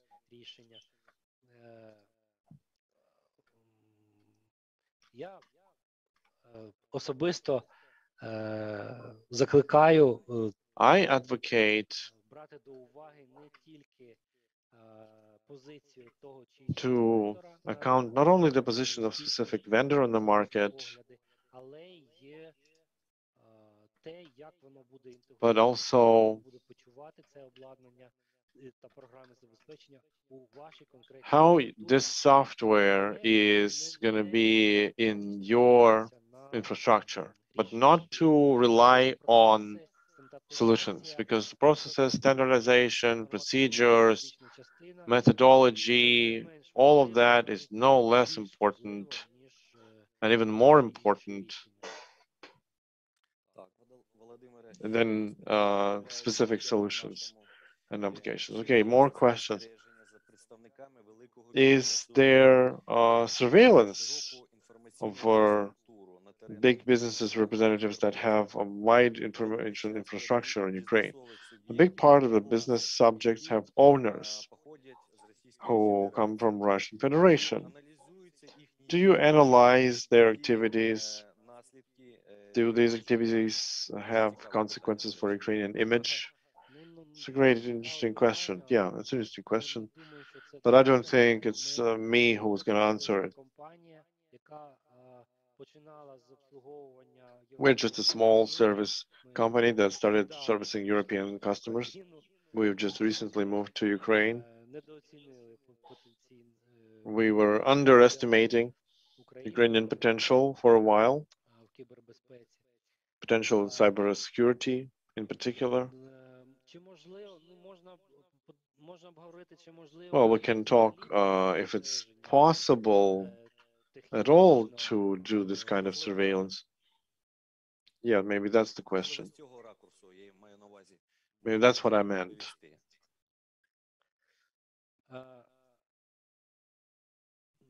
Мені здається, це питання I think it's пріоритетів бюджету, можливо, бо це, ну, можливо, не такий дешевий. maybe it's the question of budget. Maybe it's just about the price. If we talk about technical means of surveillance, Маю на увазі спеціальними службами. I mean the special services, the security services. If we take OSINT, open open source analysis, Так, це має сенс. yes, I think it is a sensible thing to do. І має сенс, що And it's also sensible державні заклади, to be done by public agencies, public institutions who are dealing with security. Володимире, до речі, є ще ряд питань. Right, so there are a number Трішечки, мабуть, other questions. I think вашої they are роботи not related to your Зараз competencies, but питання still, є від наших учасників. there are questions from our participants. What do you think думку. На ваш розвиток Internet of Things, the Internet of Things, does it create more opportunities for business process, or it creates more risks to cybersecurity? Тут така сама ситуація, Well, it's a similar situation like with there are other technologies. Any additional capabilities also increase the surface of attack. Any new function in an application or a system or a service, it's always a potential vulnerability. It's always a potential threat. це завжди баланс. Ми розуміємо там It's always a з balance. одного боку, We що understand on one hand ті that самі комунікаційні that технології communication або technologies or розумні smart будинки, або houses дрони or надають drones, безліч можливостей, they безліч, provide a huge number of new opportunities, convenience. в якомусь сенсі вони But in some працюють sense, they для may безпеки фізичної, ті ж be самі used for будинки, physical security, like smart houses. але кожна функція, навіть функція But also безпеки, each function несе в собі is in itself, like the function of security, also bears a potential function of insecurity. If you increase the level of security through additional functions, like you let security services run amok, that can become a point of attack. So each new 100 lines of code is a potential for an error. An error is a potential for vulnerability. Тому цей, ну, якщо ми беремо навіть дію, That's why if we take DIA, це шаг the state-owned вперед, software like electronic passport, it's a step forward in terms of security as well. можливості безпеки. But there are vulnerabilities, and we see those vulnerabilities. We see the problems with certificates. Перевіркою автентичності, навіть випадки With authenticity check, sometimes loans are taken from strange accounts. це не зупиняє нас. But it doesn't stop us, Пишаємося тим. Навіть ми їдемо в США, показуємо and дію, we are proud with our product, and we showcase DIA in the US, and they say we're far behind these technologies. You already have electronic passports. телефоні, а ми тільки 3 штати. We're only 3 states using the federal budget are going в експериментальному режимі. to experimental digital passports. Можливо, там попереду всі планети. So in this regard, we are maybe in the avant-garde of the planet outside Estonia, maybe. And just as well with the Internet of Things. Yes, it is an interesting thing, but any opportunity bears a potential fruit of danger. І тут завжди баланс. And it's always about balance of how much of something you are ready to take. You lose something, you win some. And you have to pay more attention to security. You have to be vigilant. The price of freedom, or if you don't need to pay much, you have to be, the more vigilant you have to be. Багато питань, але ж у нас обмаль часу залишилося для ефіру. Yeah, there are many questions, but we are limited in time, so let me select the most interesting, relevant questions for you. From a blue team, what are the models of neural networks are used in cybersecurity? Ну, це зараз модно, artificial Well, yeah, intelligence, it's artificial fashionable, learning. artificial intelligence, machine learning. Буває важко відрізнити Sometimes it's hard to tell чесна where it's штучний інтелект, really, де or if маркетинговий, an internet, artificial intelligence, or just a marketing trick. навіть будь-який смартфон, Like if you take a smartphone, він має вже there's a Chinese smartphone describes itself as having artificial intelligence. It's just a marketing tool. It's a slogan. використовуються нейронні мережі The neural networks are used у mostly in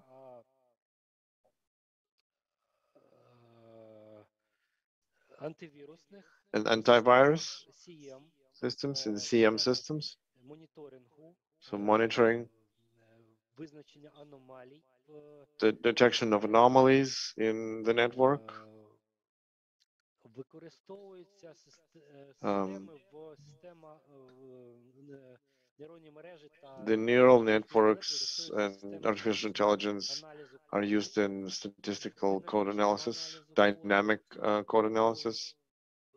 Що ще можна сказати? Тобто там, де So meaning anywhere where the machine is trying to replace a person in decision making, це системи that's the system decision making in security. SOR, CMs, XDRs, ADR systems, all of those fashionable latest things, they're trying to use artificial intelligence. Great, Volodymyr, thank you so much for having found time to join our hackathon. I wish you lots of inspiration in your work, and I think there'll be more opportunities with similar hackathons in Ukraine to meet and to talk. Hopefully you will also be joining as a mentor and a judge. Thank you for this opportunity. All right, so at this point, for all of our participants in the hackathon, for all of the viewers who joined in the seminar on Facebook and YouTube, so the second, we wrapped the second day of the seminar. Tomorrow, we continue. It's going to be our last seminar day. It's going to start at 14:30. I wish you all great success and see you next time. See you.